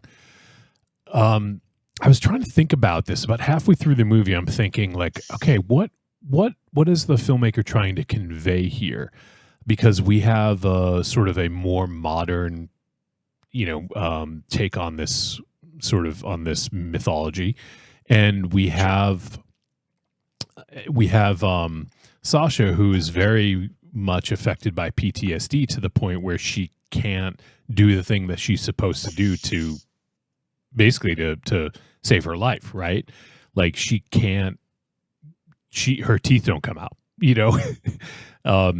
and it's so interesting that that's an analogy for PTSD, right? Like PTSD or a lack of something, like we all grew up in the age when parents still kind of didn't really know what the fuck they were doing. Like, I don't mean that as a negative to our parents. Right. What I mean is there's no fucking handbook. There's no internet. Like, like you just had to kind of do what you thought was right. And sometimes it works, sometimes it doesn't. Some things work, some things don't, and MZ's parents, hopefully this isn't saying too much, but your parents were together. My parents got divorced. Raven Chat was a little B, I think. So we kind of little B, little A again. It's fucking weird. So we kind of run the spectrum there, I guess. Yeah. But in situations like that, if you think about it,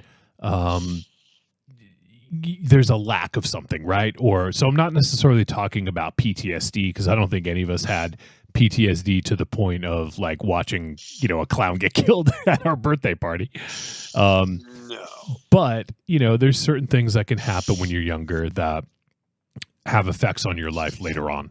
And I thought that that was a really interesting way of going about this, and having her be a humanist vampire, someone who doesn't want to kill people.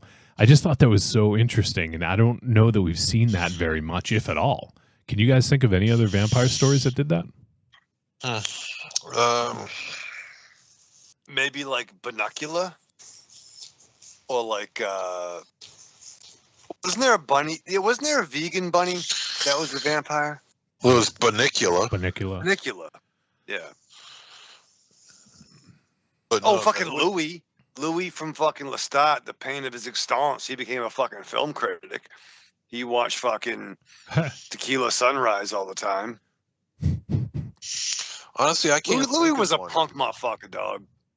Honestly, I can't think of one. Yeah. Not offhand. I mean, I would have to really, really dig deep into my brain, but right now I can't think of one.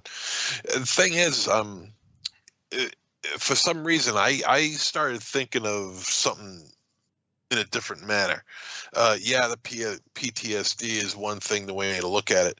I also looked at it as possibly something that had to be like, kind of like with the start of her menstrual cycle. Like she like becoming puberty. Yeah, like she wants to try and have her teeth. Well, her teeth won't grow out, but much like the way sometimes a young girl is late having her first menstrual cycle. The only difference is that maybe she's like 68, dude. Well, yeah, I know. But no, I hear what he's saying though. It's like, I know, it's like but you're... I mean, and you. I don't want to shit on his thought, but I don't think it was that at all. No, that's exactly. This is more about PTSD and trauma and having to sort of deal with that. Because she's not allowing herself to come to her true form, because she's not into what her true form is supposed to be. I mean, I guess to a degree, yeah. It's a question mark. Like, yeah, she just feels it's wrong, and also she doesn't really like. I hate to go in this direction because I don't think this is it at all. But if we want to use sort of a real analogy, it's like performance anxiety, right? Like where she not a fucking thing. well, she can't, she just can't sort of get to the point where she has to do what she needs to do, and because of trauma. But is any of that, just asking the question, is any of that nature versus nurture, where she doesn't want to? Well, yeah, that is part of it. So that's kind of what I think what I referenced earlier when I was saying that it's sort of a more modern take on it. Because if you think about the way we were brought up and sort of our views on things versus how we've had to sort of rethink things as we get older, whereas kids growing up nowadays, like that's part of their life for the entirety of their life, right? So the idea of I'm just trying to simplify it, equality,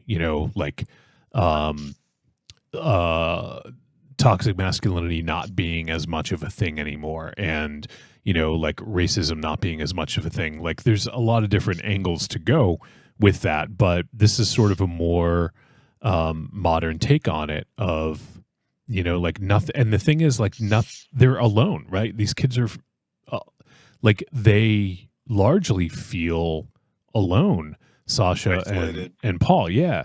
And so that's when they find each other, something clicks, right? Like, I love that scene where she's like, stop smiling. She's like, I'm not smiling. And she's like, you're smiling again. He's like, no, it's just, what'd he say? It's just a reaction or something. Yeah, like something. I can't remember what he said, but he couldn't help it. He's so used to being fucking depressed and down and wanting to kill himself that he finds someone that sees him for who he is. Like that scene, like it was so fucking sweet when she's all the rocks and crystals and geodes, and she was looking around the room, and she, like maybe she didn't appreciate it for what it is because she doesn't know about it, but she saw this is what lights him up, And right, like I'm Cindy Lauper. Like what? I have no idea. I have no idea. Oh, okay. Like Jane. Okay, I gotcha. Okay. Yeah. No, but it's true. Like, and it's two people like who find each other, and that's a genre. Like, if you listen to the show, I love softly brothering, right? But I also love the idea of this. Relax, MZ. I love in real life and in cinematic life when broken people find each other, right? Like, like Linus turned Maronite onto Dinner in America. I love broken people finding their tribe. Does it hit a little close to home? I got fucking problems. Sure I do. So you fucking assholes too, by the way. No, of course, so yeah. You know we all do. MZ, that breathing, man. You got to move the mic back up again. I don't know what's going on. Dude, I'm telling you, it's coming from you. Just move the mic up a little bit. I don't know what's different. Something is different about your setup. Let me unplug my microphone and then plug it back in. I don't think that's it. Breath. Just stop breathing, yeah. Yeah. Good. That's good. Awesome. That was the dialogue. We heard that. Good. You should hear that. I made that audible. All right. So yeah, there's just something. I really think that's what it is these kids, they just feel so, and it's funny to call Sasha a kid because she's not really a kid, but they feel so isolated and so alone, and they're just kind of going through the motions, and they just can't find much that lights them up, that gets them going. And when they find each other, that kind of does it. And it's like, and I love how Paul kind of rethinks his take on things. And, I think because he has like almost like I wouldn't call it a bucket list per se, but but he has a list. He's like, you know what? Like before, because he's he basically is. I mean, it's in the title, so I'm not really giving much away. But he basically gives himself to her to say, you can take me, you can kill me because I just want to die anyways. But that was so special. I mean, to cut you off, Wolfie, no, but go ahead. That's what really fucking drove the fucking love story home. Was like, all right, I'm a fucking Dracula. My gimmick is to fucking eat you. I'm speaking this way for a reason. Because that's the way you speak. It's like I got fucking medical problems, and I'm fucked up too. But like, what's your buck? He's like, I never thought of that before. Huh? What if they have adventures before she has to do her Dracula shit, and they could just like live life, live, laugh, fucking. You know what I mean? Live, laugh, bite. Live, laugh, fucking. Yeah. That's fun. It's just special. Just special. MZ's pissed. But I like they drove. You get somebody that wants to die, somebody that's supposed to eat people, yet they dig each other's vibe. How do we keep it going? Well, let's have one fucking last fucking hurrah. Or hurrahs. Check off your bucket list before I fucking drain your blood, dog. You know what I mean? I'm paraphrasing. Yeah, I really loved that whole scene because that just, to me, it was almost like once they started hanging out and going on this little quest, I think he realized that he did like her, and then he wanted it to continue. He's like, oh, I can't do it just yet. And I think he really couldn't do the thing that he wanted to do at first because he was afraid. He wanted to get some practice. But then once that started going, I think he didn't want it to end. And, clearly they had difficulties in communicating, right? Because there's a lot of times when Sasha, you can see that she wants to say something, but she just doesn't know how to, or doesn't, there's times when you can just, it's almost like it's like, like just say it, and that's why he's such a good job of doing that, because there's unspoken words and not even actions. Right. It's just like, you can tell there's something on the tip of her tongue as she wants to say, but she can't say it, And maybe that's the thing about despair. Like, to quote a Suicidal Tendency line, music, no one has a monopoly on sorrow, but maybe in some cases, maybe what we're feeling is a protective shell, right? It's a protective thing. But when you find someone that you can vibe with, but you're apprehensive, and maybe both people are apprehensive because of past trauma or not understanding. But when you can have that game of inches, when you can get closer to closer and find those reasons to see each other another day, to make something else happen. And maybe that's the trick, is that you can, we have a quest now, but little by little, maybe you're feeling the closeness that you thought you could never have, or you tried to shield yourself off from because you were hurt before. Mm-hmm. Yeah, absolutely. And that's why, it was just so, I just thought it was so sweet. Some of those things between them, and that even when she sticks up for him, and there was just so many, this is one of the best romances I've seen in a movie in a long time. It's just, and it's not like a legit romance either. They right. They just can't tell each other. They found their person. Feel about each other. Right. They found the yin to their yang. Really, is what it is. Right.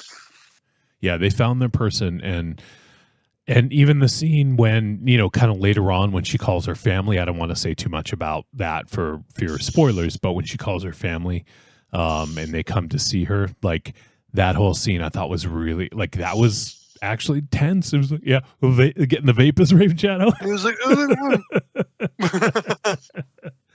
Yeah,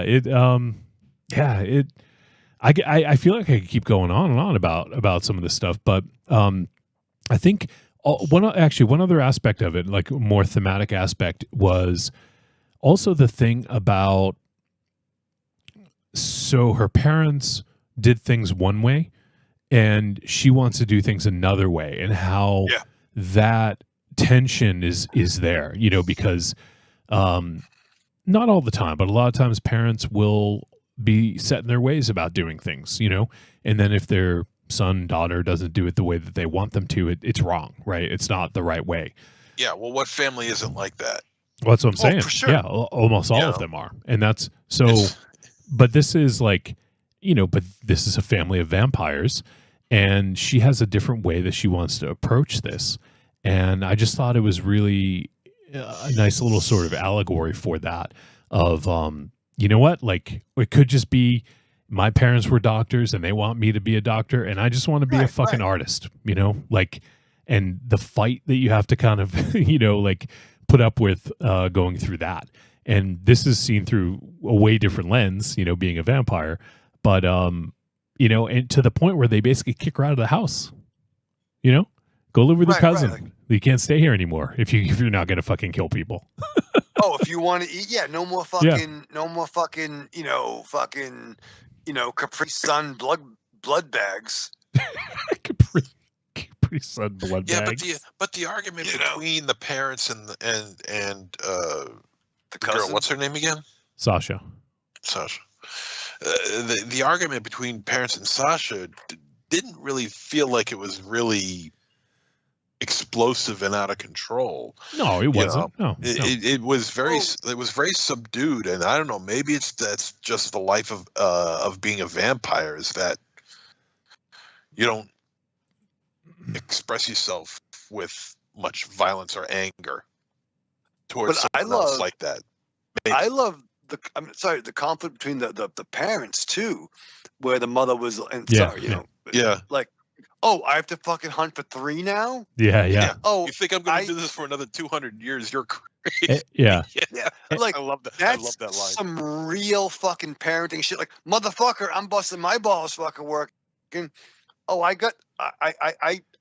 fucking mowed the lawn Monday. You mowed the lawn Monday? That's dope. I did 3 loads of laundry.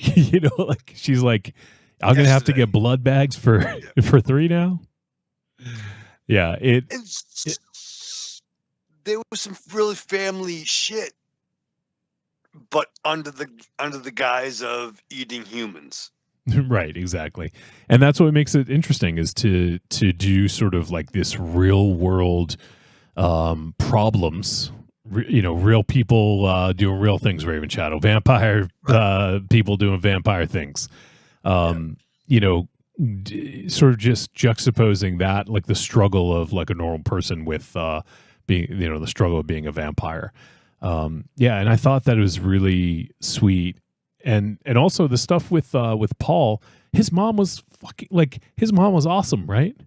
Yeah. And very understanding. Yeah. But although I do feel like she kind of missed a cue when they were in the principal's office, and he said a certain line in which, she either let it slide or it went right over her head. Right. He referenced something about how suicide can be could be a good thing. It can be Right. I think she just didn't want to deal with it. Yeah. Well, it's not exactly great parenting in that regard when you think about it. So, but it's accurate, though. But it's realistic. Yeah, it's realistic. So there's no fault there. What did you guys think of JP? At first, I thought he was like kind of an annoying character, but he became more endearing as it went on. Like, I actually thought he was kind of sweet JP at the end. Reminded me of Brad Pitt in True Romance on the couch. Okay. Or he's like, JP, get the pen. I'll do it. He also reminded me. You guys will like me once you know me. Yeah. He also reminded me a little bit of I can't remember his name, but in What We Do in the Shadows, there's that young guy that gets bit. Oh, in the yeah, film? Stu. Yeah. Stu. Yeah. Stu. Yeah. But what a great thing where it's almost like an unwanted pregnancy, right? Kind Yeah, of. a complete accident. He was a complete accident, and now this fucker's part of the family. But his involvement was just hilarious to me. I mean, his humor was much more on the nose than everyone else's. You know, I got a real kick out of him, and I thought he was going to end up like becoming like the owner of the movie, like he was going to take over the movie, and he didn't. And I'm kind of glad that worked out that way, because the subtleties of humor in this film, you know, once you catch it, makes it even funnier. Once you put the you know, on the nose humor that JP had in this movie, I feared that it was going to go in a different direction, and luckily it didn't, because it gave you two sets of humor from two completely different sets of people. You got JP, whose humor is dead on the nose, but he's not overwhelming the film, and you got everybody else who has humor, mostly coming from the family, from the parents, and it's done in a very subtle way. So that division I kind of enjoyed, because that humor that JP had didn't completely overwhelm the movie. It was just the right amount. I was really happy with how that turned out. I like the scene of him he's just sitting on the couch playing video games. Like, it's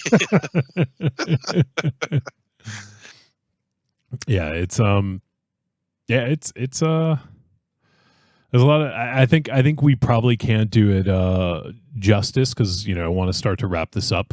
But before we do that, I wanted to mention the direction and the cinematography. I thought was fucking gorgeous. Beautiful. Some really great shots in this.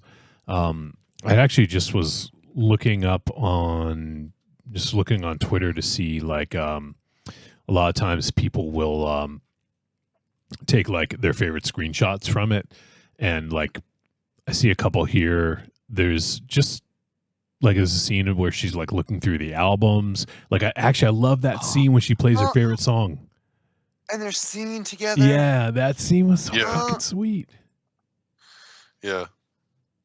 Yeah, and there's just so many, I don't know, there's just so many cool little elements in this. I feel like it's really dense in the way that it's shot and the things that you see in it, you know. It's not overly chock full, but there's just a lot of visual interest. Like I really liked the cousin, Denise. Yeah, Denise is like her place. You know, I thought that was a really cool place, you know, just really great set design on this. And it just looked really good. The other thing is the music I like too. I really dug the score as well. Yeah. Do you guys have anything else? No? All right. Let's do the verdict on this one. Trick or treat, baby. I wonder if people would say you're a trick or a treat. Trick or treat, motherfucker. All right. It is verdict time. We're going to let you know. What happened? That's what we're wondering. We didn't even know that you queued Busta. We were and we were going in and out. Weird. Let me just make sure everything looks okay. Yeah, I think everything's okay. I don't know what happened. Do you guys hear me fine now? Yeah. Okay, maybe just a little hiccup. Okay, it is verdict time, so we will let folks know whether this film was a trick or a treat. Any final thoughts? Let's start with MZ. I'm glad I got to see this movie. This was fun. It was fun, and it is I hate to use the word that you guys are using, but it does qualify. It is a sweet movie. It's a nice romance.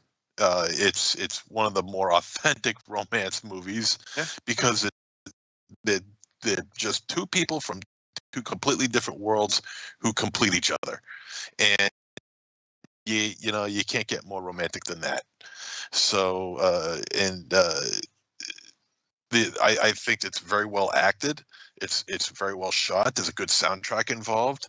There is a lot to deal with as far as coming of age and growing up, learning how to deal with the school bullies that you have to deal with. That I'm sure we've all dealt with in our lives. I know I have, and it's a very well-rounded movie. And I'm glad I watched it. And it deals with vampires, and it's it's just a good movie. It's a good, solid flick. I was really surprised by how good this was. This is a treat for me. I enjoyed it. Awesome. Raven Shadow. I would agree. It's a great date movie. It's got passion and a plucky spirit, and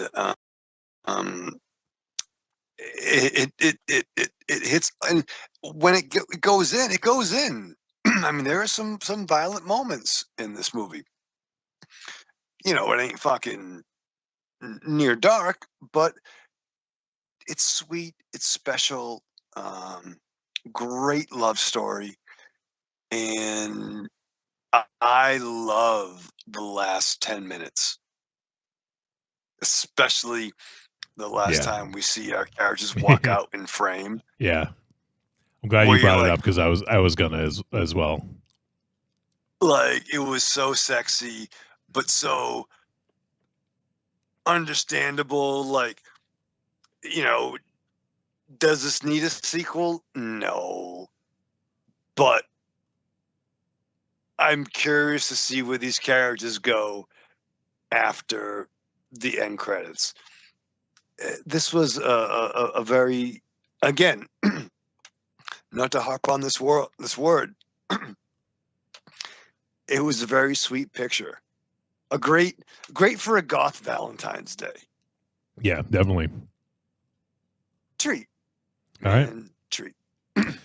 Yeah, I agree. And I know Raven Shadow, you like origin stories and stuff like that. I'm not saying that this is that, but if there was another film after this, like I think it would be like it could be a fucking TV show, right? Like the right. Fucking traveling adventures of a humanistic vampire and a consenting suicidal person.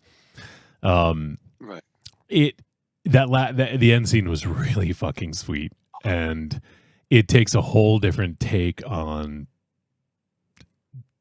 Doc Kevorkian, I guess we could say, right. without yes.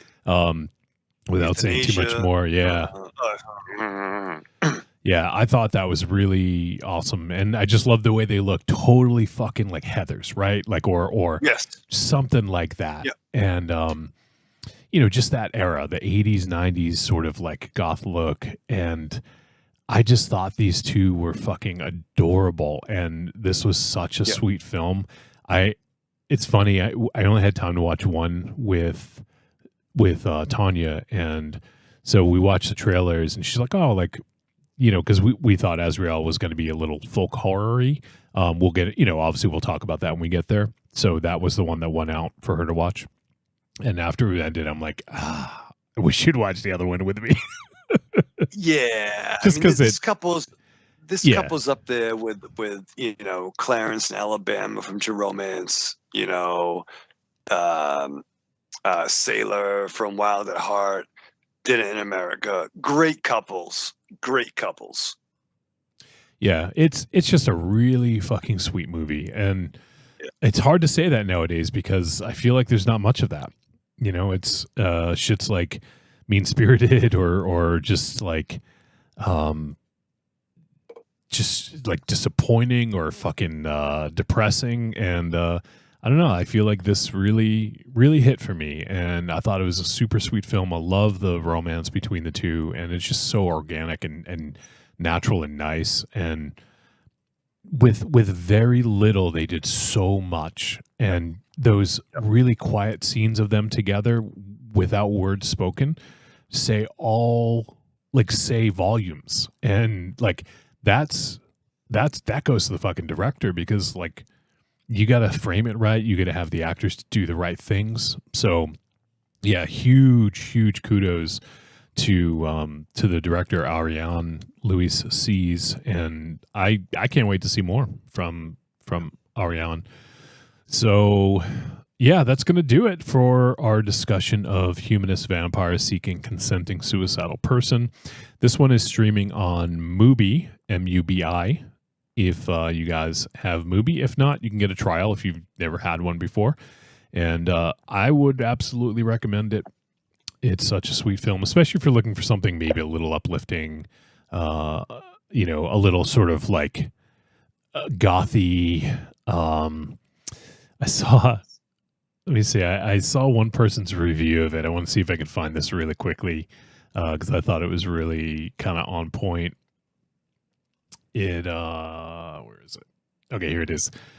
So I don't know the show that they mention, but it says, if you like vampire movies, coming of age movies, the TV show The End of the Fucking World, and Smith's album The Queen is Dead, watch Humanist Vampire Seeking Consenting Suicidal Person. So I get obviously the coming of age part and the Smiths part. I don't know that TV show, but yeah, that's that. I think that's pretty apt for this movie. So, all right, well, there you go. Check out Humanist Vampire Seeking Consenting Suicidal Person if you have an opportunity. It is on Mubi and VOD. All right, next, we are going to just kind of roll right into the next one, and we are going to talk about the film Azrael. And let's see, Azrael is streaming on Shudder currently. That's where you watch it, right, MZ? You muted. I did. Okay. Well, I didn't want you to hear my constant breathing. Well, after you unplugged it, I don't think I've heard it, so maybe it was something there. All right. But that is where I saw it. Yes. Okay. So Azrael from 2024, rated R. It is 86 minutes. It is an action horror directed by E.L. Katz, and it is written by Simon Barrett. And Simon Barrett, we've done a bunch of stuff from Simon over the years. He wrote the films You're Next, The Guest, Godzilla Kong, The New Empire. He did Blair Witch, the remake to 2016. I don't know if that was a remake or a sequel, but the 2016 Blair Witch, The Guest, and a couple segment of VHS, a segment in ABC's of Death, and I don't know if I mentioned this, but You're Next, he wrote that as well. Okay. All right, so various degrees of success. Then. Yes, absolutely. So with Azrael, and the director E.L. Katz was most known for the film Cheap Thrills, which came out in 2013. And I believe there's something else, Channel Zero, 6 episodes of Channel Zero, which is a really cool show. And yeah, and an episode of Swamp Thing and an episode of The Haunting of Bly Manor. So I definitely heard that yawn though. Jesus Christ. All right. So Azrael stars Samara Weaving, Vic Carmen Sone, Nathan Stewart Jarrett, Johan Rosenberg, Eero Milanoff, Sebastian Bull, Ria Lest, and Katarina Unt. And the synopsis of this film: in a world where no one speaks, a devout, female-led community hunts down a young woman who has escaped imprisonment. Recaptured, Azrael is due to be sacrificed to an ancient evil in the wilderness, but fights for her own survival. All right, so let's jump into this one. And let me get the poster art. There we go. Okay, so MZ, You had already seen this one, right? Yeah, I watched it maybe about a month and a half ago or 2 months ago. Okay. Did you watch this one again, or are you going? No, on? I watched it again. Okay. I had to. The first time I watched it with Creepy Girl, and we were. Don't get anywhere near that. And we were like trying to figure out what it is that we saw. So I'm like, okay, well, maybe, good thing we're going to watch it. I'll watch it again. And I'm still having that same feeling. I'm not exactly sure what it is that I saw. Of course, anything with Samara Weaving, I'll give a chance to, because I think she's great. Mm-hmm. And she may not consider herself to be a genre girl, but her rap sheet is starting to look like it is. Because she has done quite a bit of genre films. And in fact, she's ready to do Ready or Not 2. That's been greenlit, so we're going to be expecting more Samara in the future, which I am very happy about. And Ready or Not was great anyway. This one, though, does offer a lot of questions, though. I'm all for ambiguity, but there is quite a bit of ambiguity here that I just like. It's not that there's not enough meat on the bone. It's just that there's just so many avenues where even the smallest little tiniest detail can take you off into a different direction. So I'm still, maybe I could talk myself into thinking that there's something here that's that would make this a solid film. But as of right now, I'm not too sure. Maybe you guys can help me out with that. I don't know, but we'll see what happens. All right. How about you, Michael Wormshadow? So again, I didn't know. We just press played. You know what I mean? When Mary and I watched this over the weekend, and in the first 5 minutes, like, oh, this is not what I expected at all. And then going into it, I'm like, okay. You're like, where's Jean-Paul Lavallee? Yeah, where the fuck? Where's the Order of St. Dumas up in this motherfucker? I don't see Gargamel. But it reminded me of, what's the fucking Quiet movie? A Quiet Place? Yeah. It was like A Quiet Place meets Solid Snake, right? Or Metal Gear Solid. Not really, but okay. But thank you. You gotta be stealthy. And I'm like, okay. I'm like, are they gonna be fucking? Is this one of those fucking no fucking talking movies? So it's kind of a little fucking pissed, Wolfie. But then I kind of fucking get into it. You understand? And I'm okay with the no talking. But I'm like, how much is the no talking gonna fucking go on? Turns out most of the entire fucking movie. There was only one person that talked. What's that? There was only one person that talked, right? Yeah. Yeah, and you couldn't understand him. Right. I think he was speaking. Tanya thought he was speaking Esperanto. But we're not sure. It was supposed to be like the universal language. It's intellect. Well, I think the movie was shot in Angola, I think. No, it was fuck. It wasn't Angola. I'll look it up. It was some European country. Estonia, that's it. Yeah. Yeah, but I just, this is, post rapture, post-apocalyptic. I don't, I think right. And I think Mary made the comment about where's Kirk Cameron. You know what I mean? Like, yeah. You know what I mean? I remember like, wasn't there? I remember our friend Roger, rest in peace, gave me the graphic novel version of like What Left Behind or some shit. Wasn't that a book in the early 2000s with like? Oh yeah. Okay.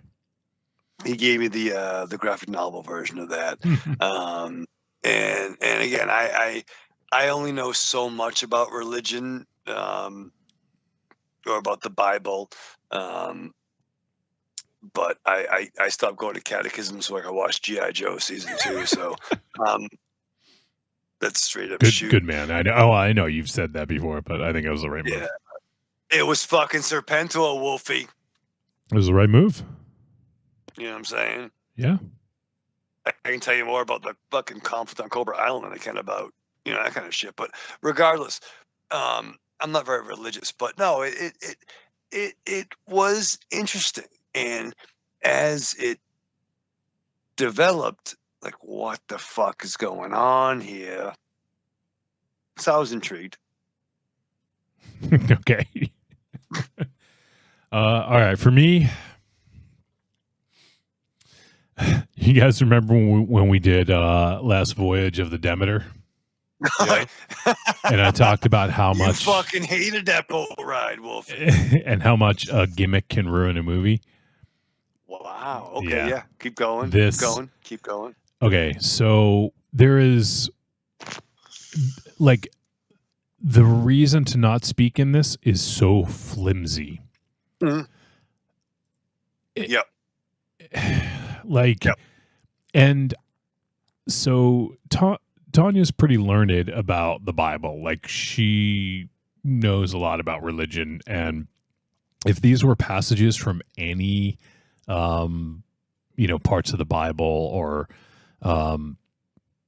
or any scripture, they weren't obvious to her, and there was no it wasn't attributed to anything like Ezekiel or whatever, like right. So I Boston think 316. Yeah, exactly. So I think these were written for this movie. It's in essence dialogue cards from silent pictures is all you get, and you only get about like 3 of them.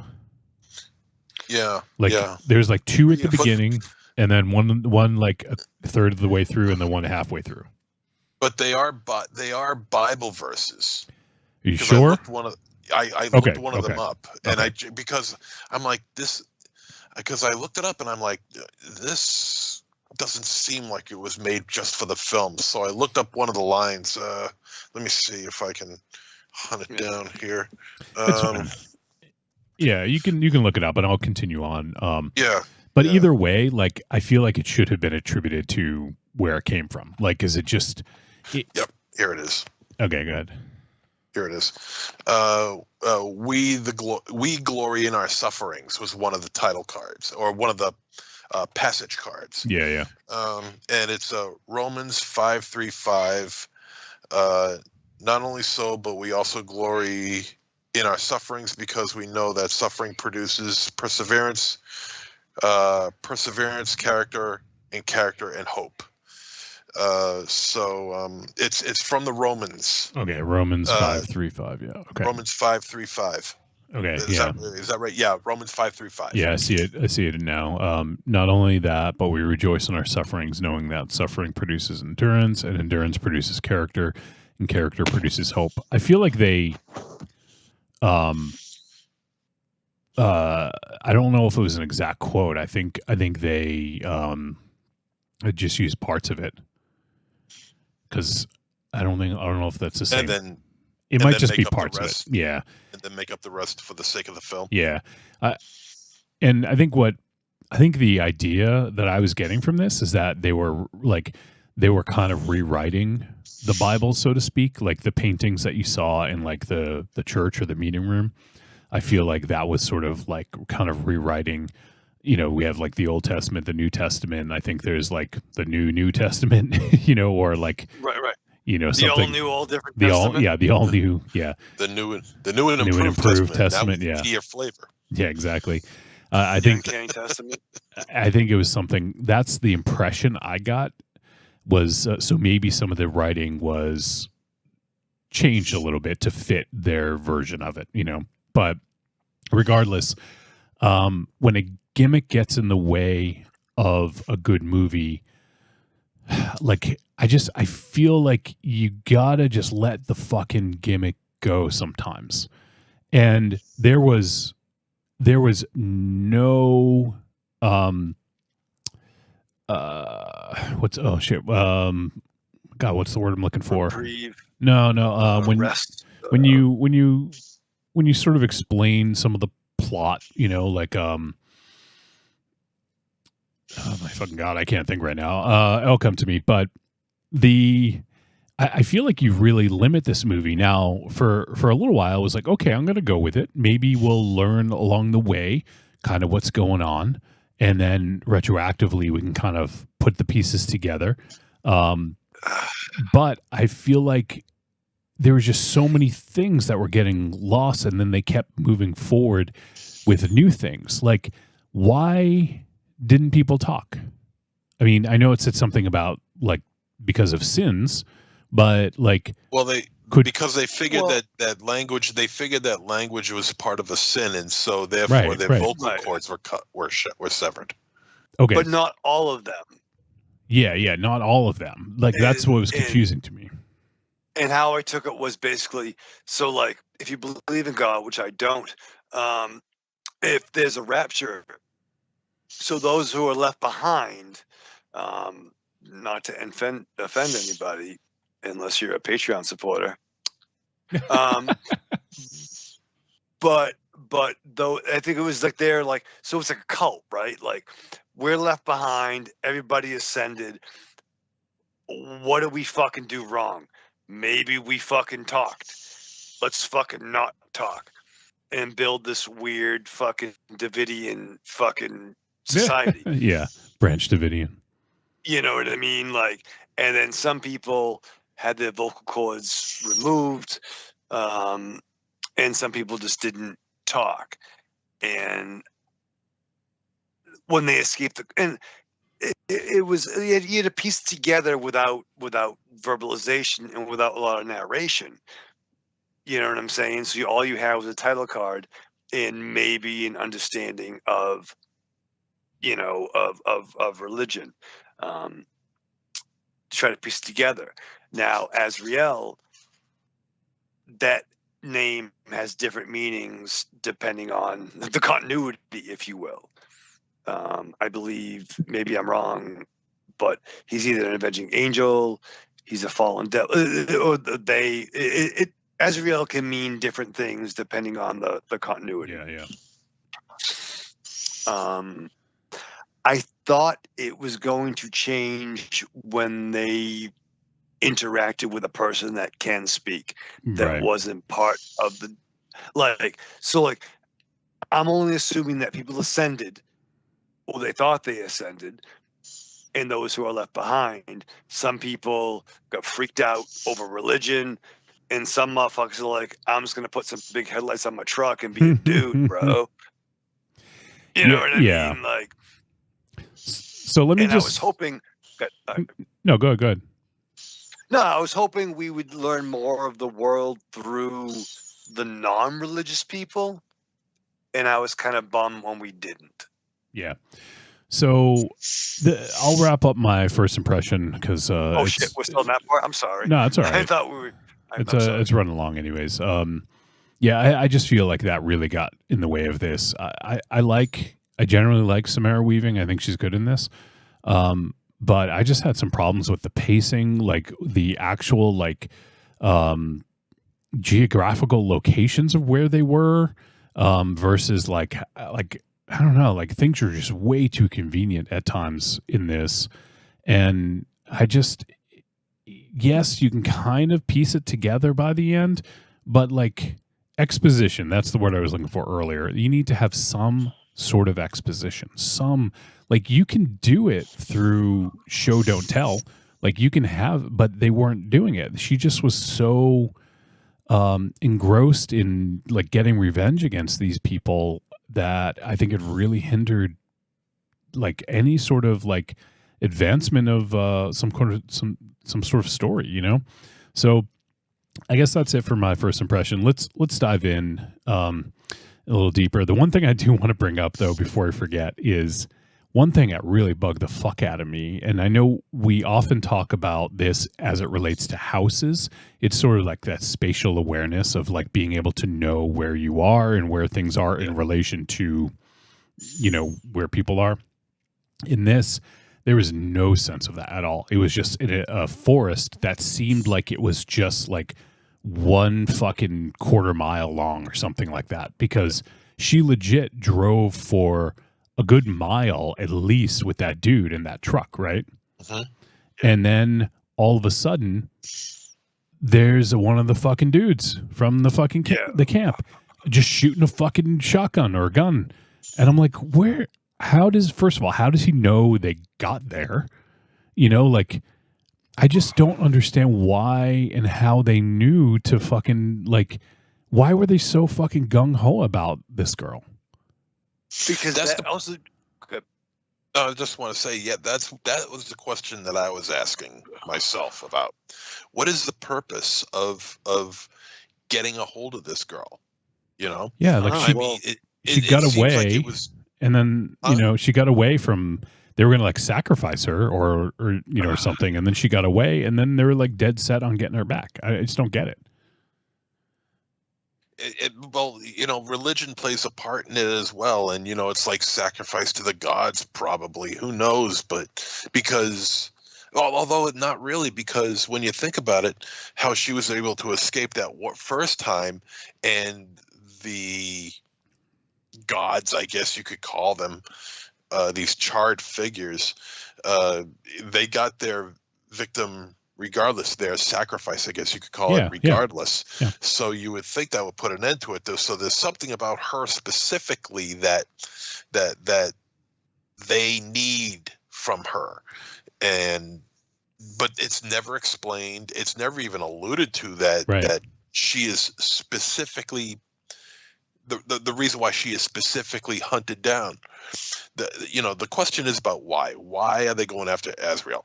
You know, what is the purpose of the charred creatures? These charred creatures, another thing, you know, I mean, they're primal to the point where you would think that they're somewhat zombie-like.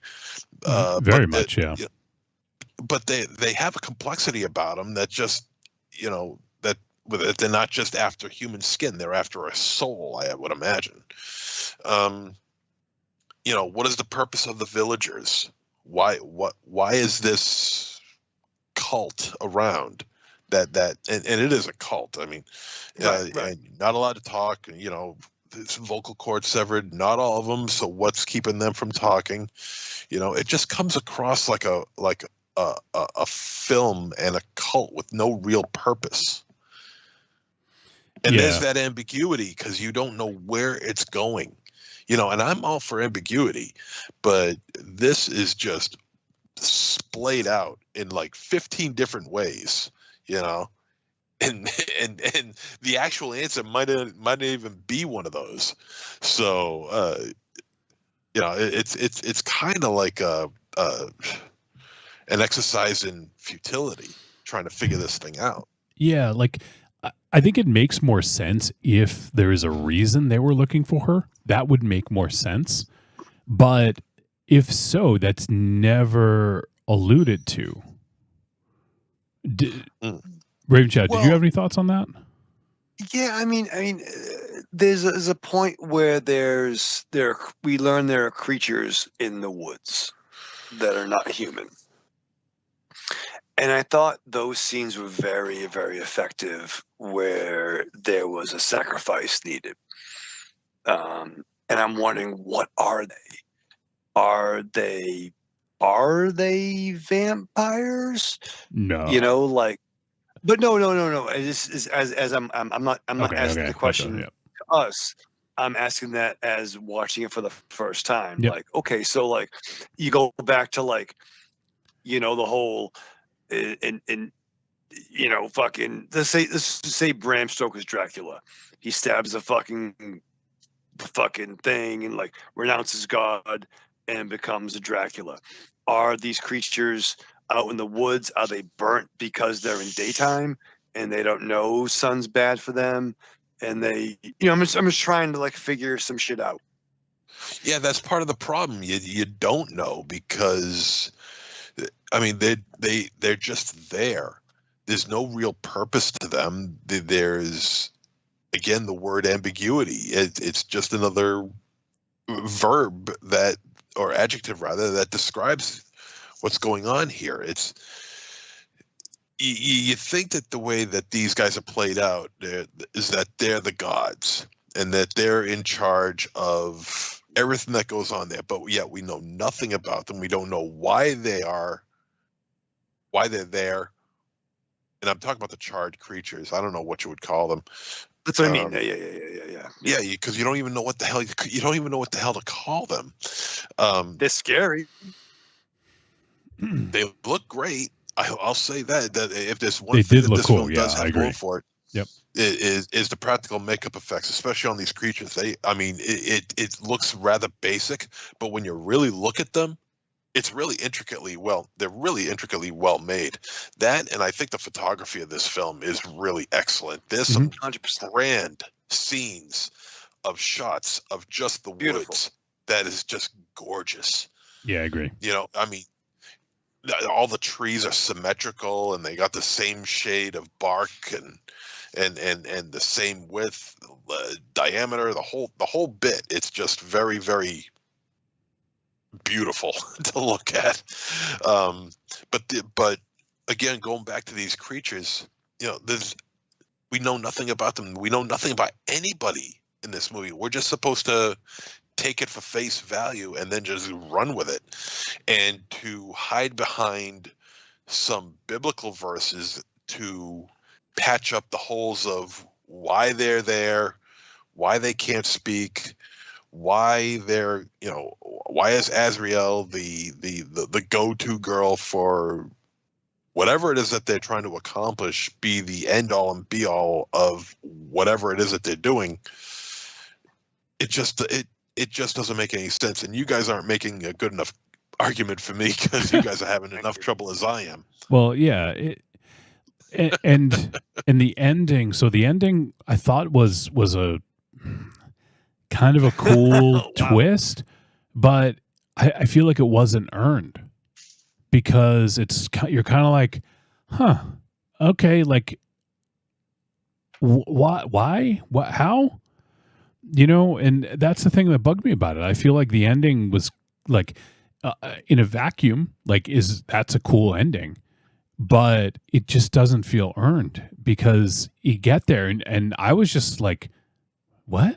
It just ended. I'm like, what the fuck? Just what happened? Yeah, it is a cool ending, but the journey to get there is a slog. Yeah, I mean, I want to like this film. You know, I think there's a lot of really good things about it. Like you said, MZ, like it looks gorgeous. The you know, the tree, like there's a couple shots.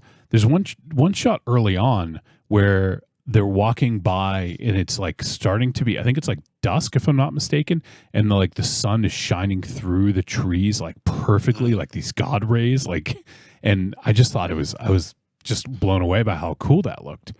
But other than that, I mean, like the photography is really good, and I think the action's just okay. Like a lot of times it's just like scrapping around on the ground or something. Like there was some cool kills, sure, but I just feel like it was a lot of the same. I think it was supposed to be more of a realistic style, but you know, and I got that impression. But then by the end, I feel like she was all of a sudden like fucking, you know, killing machine. All of a sudden, you know, like, you know, it's like, okay, where was that earlier? And why is she just, you know, cutting through dudes like butter, like heads going flying? And I'm like, okay. And I struggle with the catalyst of her meeting her partner, like with the flame, with the fire. Like if they were on the run, did he light? This is the first 15 minutes. Did he light the fire to call her there? I mean, that's the thing. We don't know. I thought they were on the run together, but then, I mean, who knows, right? Like, because then you wasn't sure, like, why would he light a fire if they were together, you know? And I don't know. Like, I thought they escaped at the same time, And that was his attempt to like, okay, I'm over here, because she went to snuff the fucking flame out, like, what the fuck? And then they're coming after him. But like, you'd think like they would have a better plan for a rendezvous that wouldn't involve attracting attention to the Davidian cult. Right. Yeah. It's kind of baffling. And I want to once again just talk about that. Like, there's that scene where she's in the car or in the truck with the dude. Then all of a sudden they've driven like a mile, maybe 2, I don't know. And then there's the dude shooting a gun at them. Like, how the fuck did he get there? And then they crash. And then she walks over like just a little bit further to a tree. And then there was one of the other guys there with her, her boyfriend or lover or whatever, And I'm like, how big is this fucking forest? Is this, like... Yeah, the bullet shouldn't have come from the front. It should have come from the back. Right, exactly. Because how would they know they were going there? Like, was that guy in on it, and then they killed him? Yeah, it has to be a road going through their, I guess you could call it property, territory, or whatnot, or territory. That's a better word. It has to be a public road running through their territory. Otherwise, this guy would not be in the film at all. So right. And also, why? I don't even know. Yeah, why wouldn't she continue forward where that guy was driving her? Instead, she just kind of turned around and just went like back the way she came. Like he must have been heading somewhere with a vehicle like that. He probably has a house.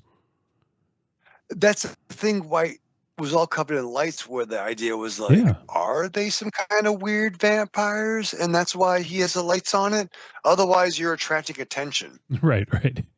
And also, if this is actually their territory, because she is a member of the commune there, of the cult, wouldn't she be a little bit more familiar with the area that she's in at that point? I mean, at the time when the driver got, I don't know where she came from. But she was a member of the cult. And we don't know. Was she? Yeah. I didn't. That's what I got out of it. And Wolfie, I didn't get that from the beginning either, but Marion schooled me on that.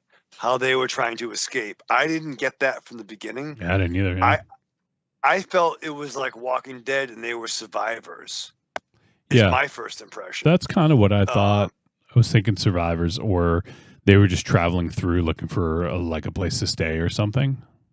But I think they escaped from the Davidian cult. I kind of like that even less. Really? Yeah, like it seemed like when she got there, she had the tat. Well, yes, yes, the scar. Yeah, she did have that.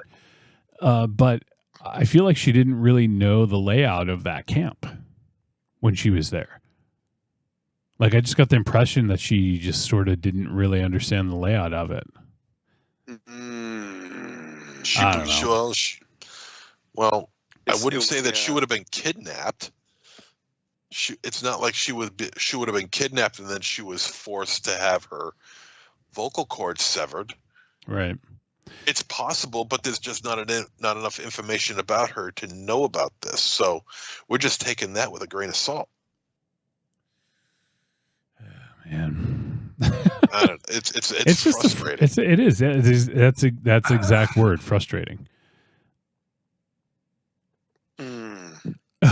I'm just scrolling through reviews really quickly, and on IMDb, someone says, "If you can't speak, why don't you use sign language?" I mean, hey. You know what? But not everyone knows sign language. You know what I mean? Yeah, but you fucking learn it. Another aspect that was getting on my nerves. Oh, right. And I'm glad you brought up the sign language thing, because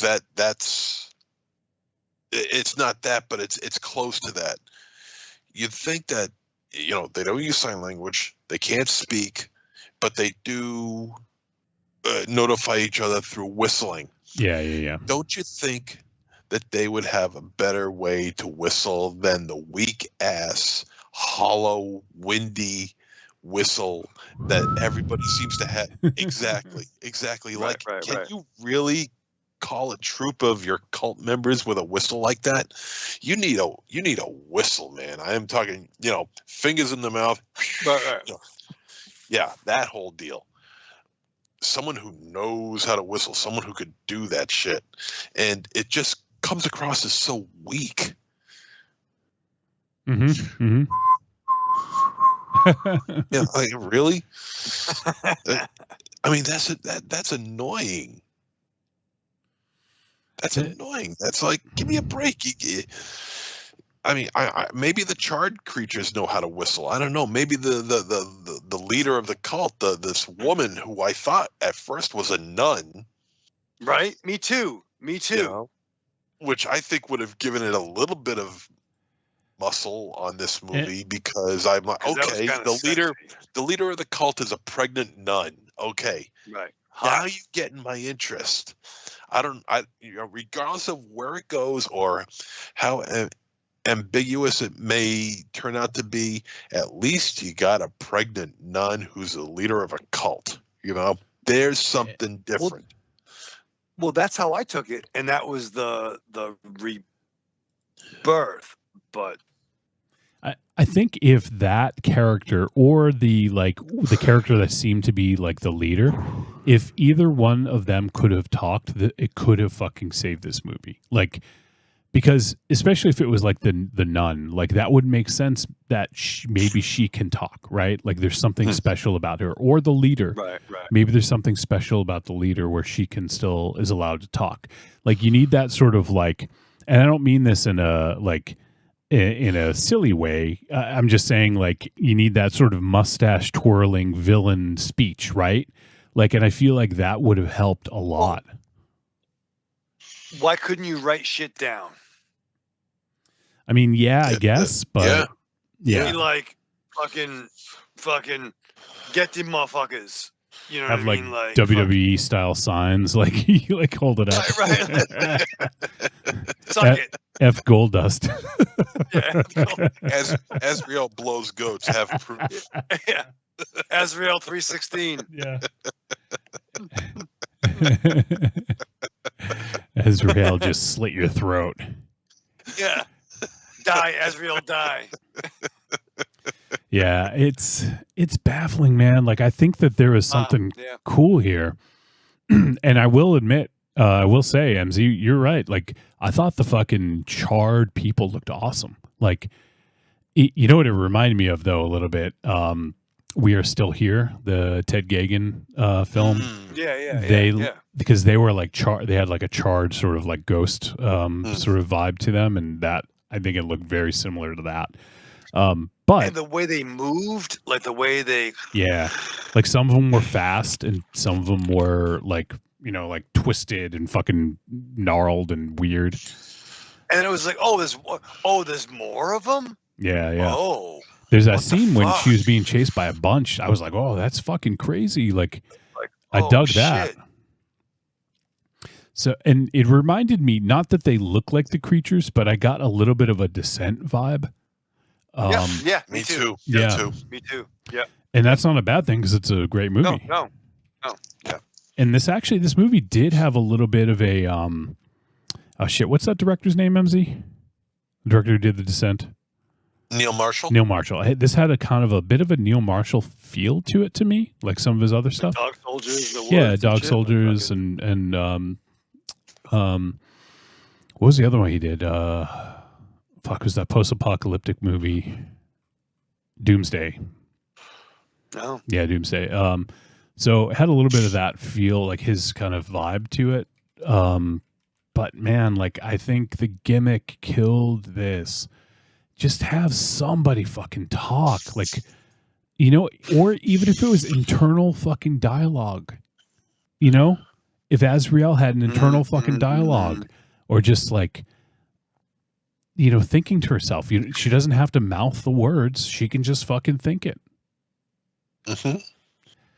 I don't know, like really fucking, or you know what? Like maybe kind of what I said earlier, like, if they're writing like the New and Improved Testament or something, like maybe Azrael's writing it and then we get to actually see her writing some stuff or something, and she's kind of like giving just some thoughts about where she came from, where she's going, who she is, like all that shit, and maybe it would give the ending, make it make it earned, Okay. Yeah, I don't know, just frustrating. You guys have anything else?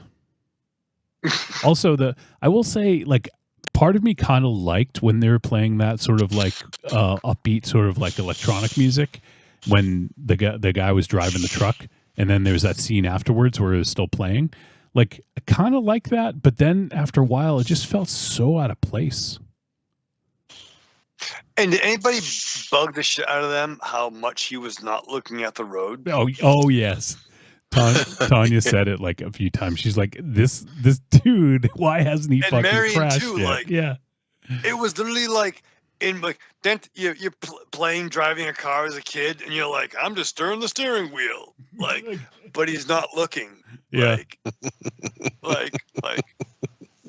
Yeah, no, it's like, ridiculous. Like, he didn't need a fucking bullet to shoot him. He fucking just fucking drove into a fucking tree. Yeah.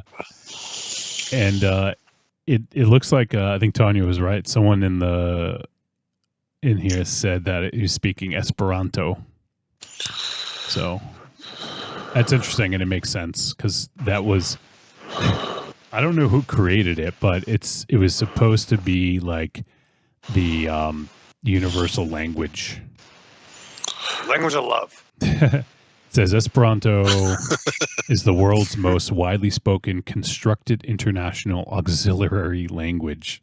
It is intended to be a universal second language for international communication, or the international language. But obviously it didn't happen. But it was the international language of love. It was created in the late 1870s and 1880s, so it's a pretty new language all told. So all right, anything else you guys got? Doesn't really help us out considering there's no subtitles, We should have at least gotten that. Nope. I think it shit.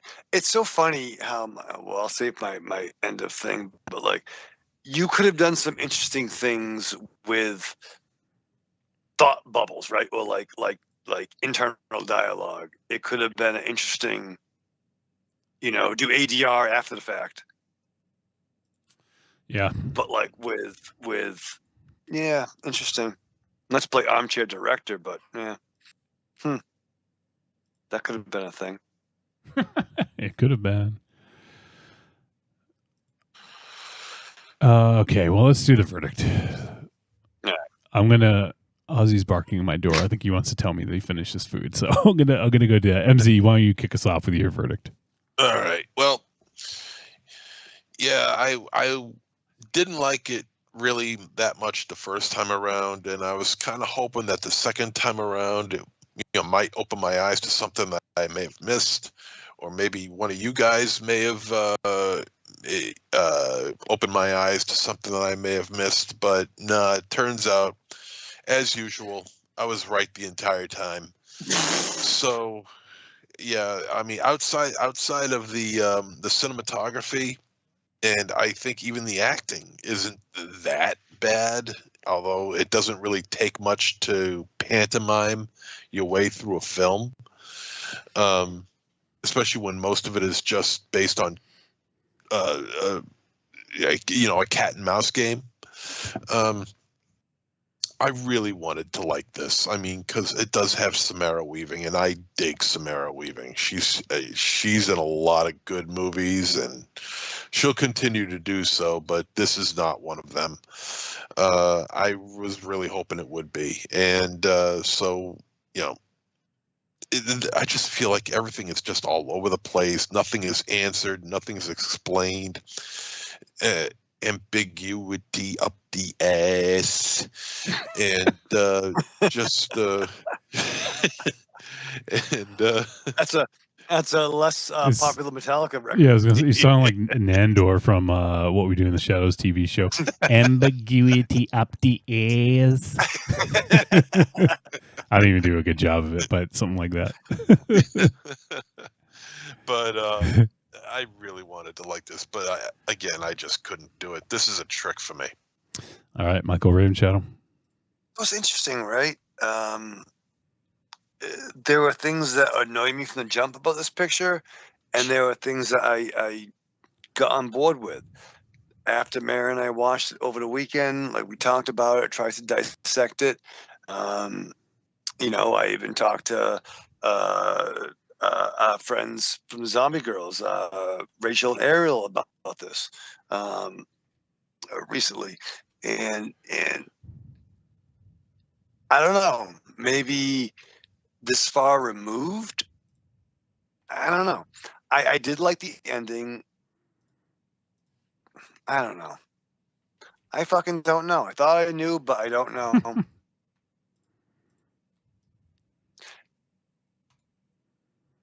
I'm going You gotta to say something.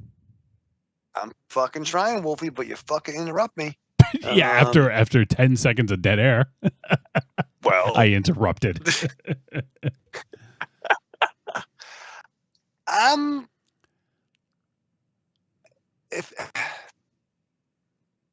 going to interrupt you again. Wolfie, interrupt me. Michael Ravenshadow, please hurry up.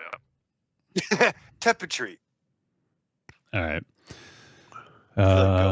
Not too much for me to say. Yeah, I MZ, you fucking you broke the curse 2 weeks in a row.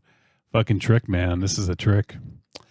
I as was said, I wanted to like this. It had some good elements and some good violence and some decent gore. And I even liked there's that scene. Well, actually, I liked it and I didn't like it. The scene where she was basically buried alive, but wasn't buried alive. Oh yeah, that was fucked up. Like she's put in this. She's like put in a grave and had the casket like cover put on, and then they started throwing dirt on it, and then I thought it was a cool scene where she's going through the tunnel, like that really narrow tunnel. That was a cool scene, having the charred zombie. It's funny, Tanya and I were calling them werebees because it looked like they came out at like full moon, but they look like zombies, so it was like werebees. Yeah. I got a strong, actually, I don't mean to interrupt, but I got a strong Alien 3 vibe out of that scene. Yeah, you know what? I hadn't seen that in a while, but I know what you're talking about, so I could see that. So I liked parts of that scene, but then afterwards, like when she got out, I'm like, why didn't you just fucking do that in the first place? What the fuck? Like, obviously you weren't buried that fucking much. I don't know. Like, just like, really? Like, what? Come on. Like, I wanted to know why they wanted to fucking kill her. What was it about her? Why did she get like ostracized or pushed out or whatever? Like, what was it? So I don't know, that scene is just I guess a microcosm, because I thought that the tunnel chase was kind of interesting and kind of cool. And you see all these bones and you're like, oh fuck, what's this? And then like she ends up back where she was. And then she just fucking gets out of the grave anyways. Why didn't you just start with that? You know? Right. It just makes no sense. So a lot of cool ideas, and I'm surprised, like, I don't know, like, he's written some decent stuff, but I'm kind of surprised that Simon Barrett wrote this. This is a little weak. Like, he's written some good stuff, but this stuff, I don't know, man. Like, I don't know. this just isn't it. This isn't it. Like this dude wrote the Guest. You know? Wow. Like he wrote what else? You're Next. You're Next is good. 2 good movies. Yeah. And then he wrote well written. Then he wrote this, and then he wrote Seance. So yeah, it's a trick. I just couldn't get down with this, and it had good elements, and like we talked about, it shot really well, and there's some cool stuff, but you just don't know anything about the characters, and why do you care? Like seriously, why do you care? Why should you care about any of these characters? It's the complete opposite of Humanist Vampire.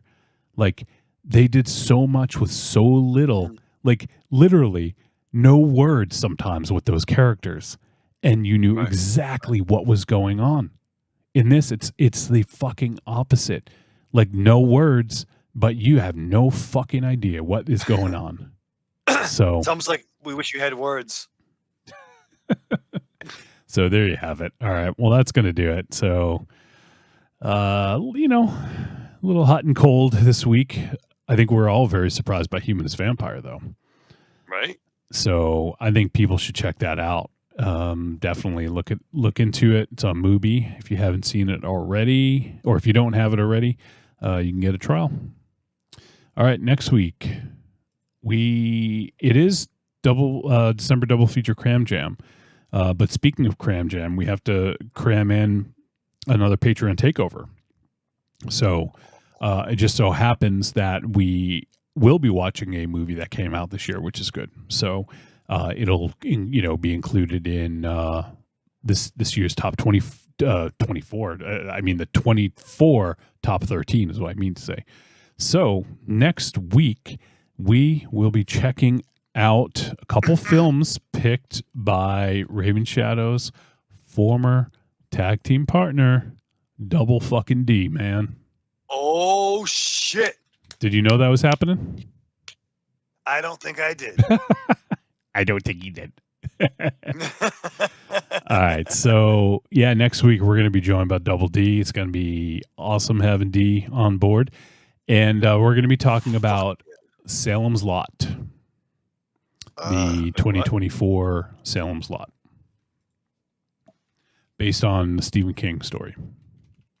Oh, they made a book out of that? Jesus Christ.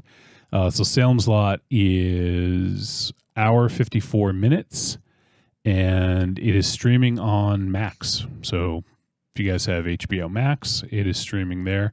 It is directed by Gary Dauberman. Oh, okay. He did. He actually he's written some other Stephen King stuff. He wrote the screenplay to It and It Chapter 2. So he has some experience working with King's stuff. And so he just took Stephen King's book and wrote the words on a piece of paper? Yeah, exactly. He copied That's pretty cool. He That's did. pretty good. Previously, he directed Annabelle Comes Home from 2019. I did not see that one. But he also has he's done a lot of stuff in the James Wan verse. He wrote a couple of I think he wrote all the Annabelle films. He wrote The Nun. He wrote The Nun Part 2, and he wrote 10 episodes of Swamp Thing TV series Raven Shadow from 2019. Oh, shit. So, also HBO. But now he's directing, and Gary Dauberman is tackling Salem's Lot. So, yeah, it's on Max. And the other thing that Double D picked, it's actually a series. So Double D is fucking up... he's fucking up Raven Shadow's time because you have a whole season of a show to watch, Raven Shadow. A whole fucking season, A whole fucking season, yep. They're short though. They're short. It's the length of a film. And the name of the show is The Edge of Sleep. And streaming on Amazon Prime. Edge of Sleep to finish this. What the fuck? There's 6 episodes, 20 minutes each. All right. So 120 minutes, basically 2-hour film. And streaming on Prime Video. And the synopsis: when a night watchman finishes his shift at work, he is terrified to discover that everyone in the world who went to sleep the previous night has died. Now he and a band of survivors must stay awake and uncover the secret of this global epidemic before they fall asleep. So don't fall asleep, Urban Shadow. Unlikely so far with this episode, but fine, that's cool. So we'll be talking about Salem's Lot and The Edge of Sleep. It is a 6-episode series, 20 minutes each. So basically, if you think about it, it's an entire film. So we'll be checking. I'm doing Sunday. Yeah, there you go. So The Edge of Sleep and Salem's Lot. I'm looking forward to Salem's Lot. Yeah, because I read the book when I was young, and it was the first book that ever scared me that I read. So I have fond memories of that, and I liked the TV series back in the day. I thought it was pretty decent, but I think there's room for improvement. So we'll see. We'll see what Gary Doberman can do with that. So Gabby Delabuse. Yeah, you look like a movie star. Which one? Gary Busey. I can't get enough of that. That fucking killed me, man. All right, so that is next week. We will be doing those films. We'll be hanging out with Double D. It's going to be a fucking blast. Can't wait. Anything else? You guys got anything? I know MZ's got fucking bedtime. Oh, I got fucking. What? All right, I'm an old man now. Yeah, old man. He's a vampire. He's a 68-year-old man. Yeah. For my fucking double tap, you want to watch fucking Grumpy Old Men? There you go. Grumpy Old Men. Actually, I hung out with Double D the other night. It was dope. We talked all did? raw. Yeah. Wait, in person? No, I went to fucking Dominican Republic. No, we had a little video chat. It was sweet. Oh, okay. Yeah, that's cool. Well, MZ's going to fucking throw his headset down and fucking stomp on it when we finish, so. Yeah, probably keep breathing. Keep breathing. Speaking of the sucking sounds of fucking Salem's Lot. All right, that's going to do it. Enough ASMR. Let's say good. Oh, shit. Let's not say goodbye because we have voice messages. Oh, Snoop! I think they're all short. There's 3 of them. I think they're all short. That's fucked up. MZ, you gotta go? No, they're short, MZ. It's not 11:30. Yeah, they're short. Let's check in and see what's going on here. I think this is I won't say. Let's see. Let's listen.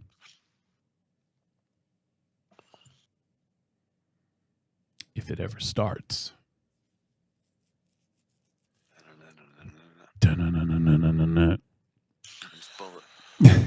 Oh my God, it's just spinning. There we go. Here we go. Bombalayer. Tim from Melbourne here. Yeah. Just wanted to leave a voicemail at the end of the year. And yeah, just let you know that I'm subscribed to the podcast again on Patreon, even though you said you can't get a yearly subscription because you're not popular enough. It must be the other 2 that had that come up because they... I think one of them won Podcast of the Year or something for the Australian Podcast Awards, and the other one's a person who's hosted a national TV show, but I've known him for 20 years, and he's not really a wanker or anything. So I watched a fair few movies this year, it turned out. I didn't think I'd watch that many. But lots of movies. Probably the action movie of the year was Twilight of the Warriors Walled In. I watched that 2 times. Best horror was The Substance. Biggest gear change was The Substance to Wild Robot. And then went to, after that, I went to see Beetlejuice. So, yeah, it kind of suffered seeing The Substance the same day. Yeah. Before Christmas, just after Christmas last year, I saw Walk Straight Out of Muppets Take Manhattan into Poor Things, which, well, they're both about Muppets if you come to think of it. They both got the same actor in it, too. Gets something bounced off a head in Poor Things, and he gets dragged in 2 different movies this year in Kinds of Kind. Oh, you got cut off. Let's go to the next one. All right. And here we go. Whoops. Yeah. The cutoff. I should have done the recording and sent it to you. But yeah, I saw last week. I saw the Teenage Mutant Ninja Turtles of pizza. You can bring your pizza in, but I got the coupon to go get it after the movie. That was pretty good. After Christmas, probably going to go see June 1 and 2 after in the Christmas weekend because I have to work on the 27th due to being in part of the machine now that does. It's fast moving consumer goods. It's called now. It's like the pharmacy stuff, but phone support for the national office. So I'm going to see that. I don't know anything else. They've already got the screens blocked in for the Brutalist, so that'd be a good one to go see at the Astor or somewhere where with really soft seats. I need to go to a place where they've got a couch. I can't fit in the cinema seats. It's too small now. All right. Thanks for everything. Bye. All right, Tim. All right. Great to hear from you, buddy, and appreciate the Patreon support. Yeah, Tim was asking about buying an annual subscription, and it's actually something I tried to do with Patreon, but they basically, the answer I got was that it's only available to certain accounts, and yours is not one of them. And I was like, okay, what can I do to become one of them? And they said, we can't enter that.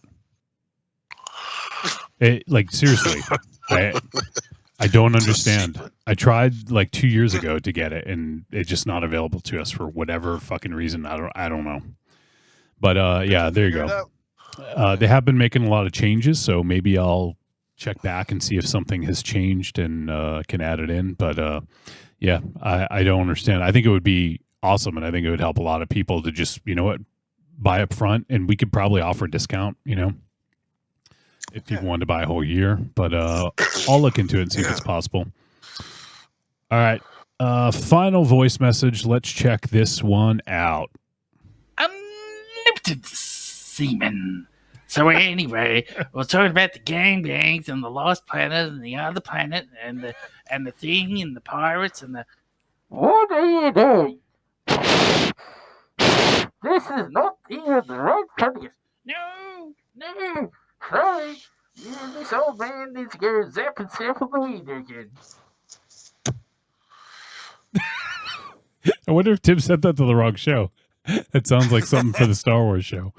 I heard Papa Palpy and Darth Vader, but there you go. So always good to hear from Papa Palpy and Darth Vader. All right. Well, it's good to hear from you. To leave off on. Yeah, exactly. Good to hear from you, Tim. Let's check on the chats. And I think everyone fucking went to bed or we put them to sleep. I'm not sure, but there you go. All right. Well, it's almost 11:30, so that means it's time to end. MZ, why don't you say goodbye? Oh, arrivederci, douchebags. Raven Shadow. Live fast, love hard, and enjoy the guilt. Live Faust? Live Faust? Is that what you said? Live a Faustian bargain. Yeah. Live fast, love hard, enjoy the guilt. Excuse me. All right. That is going to do it. So we appreciate you guys tuning in, hanging out, you know, whatever you do, we appreciate it.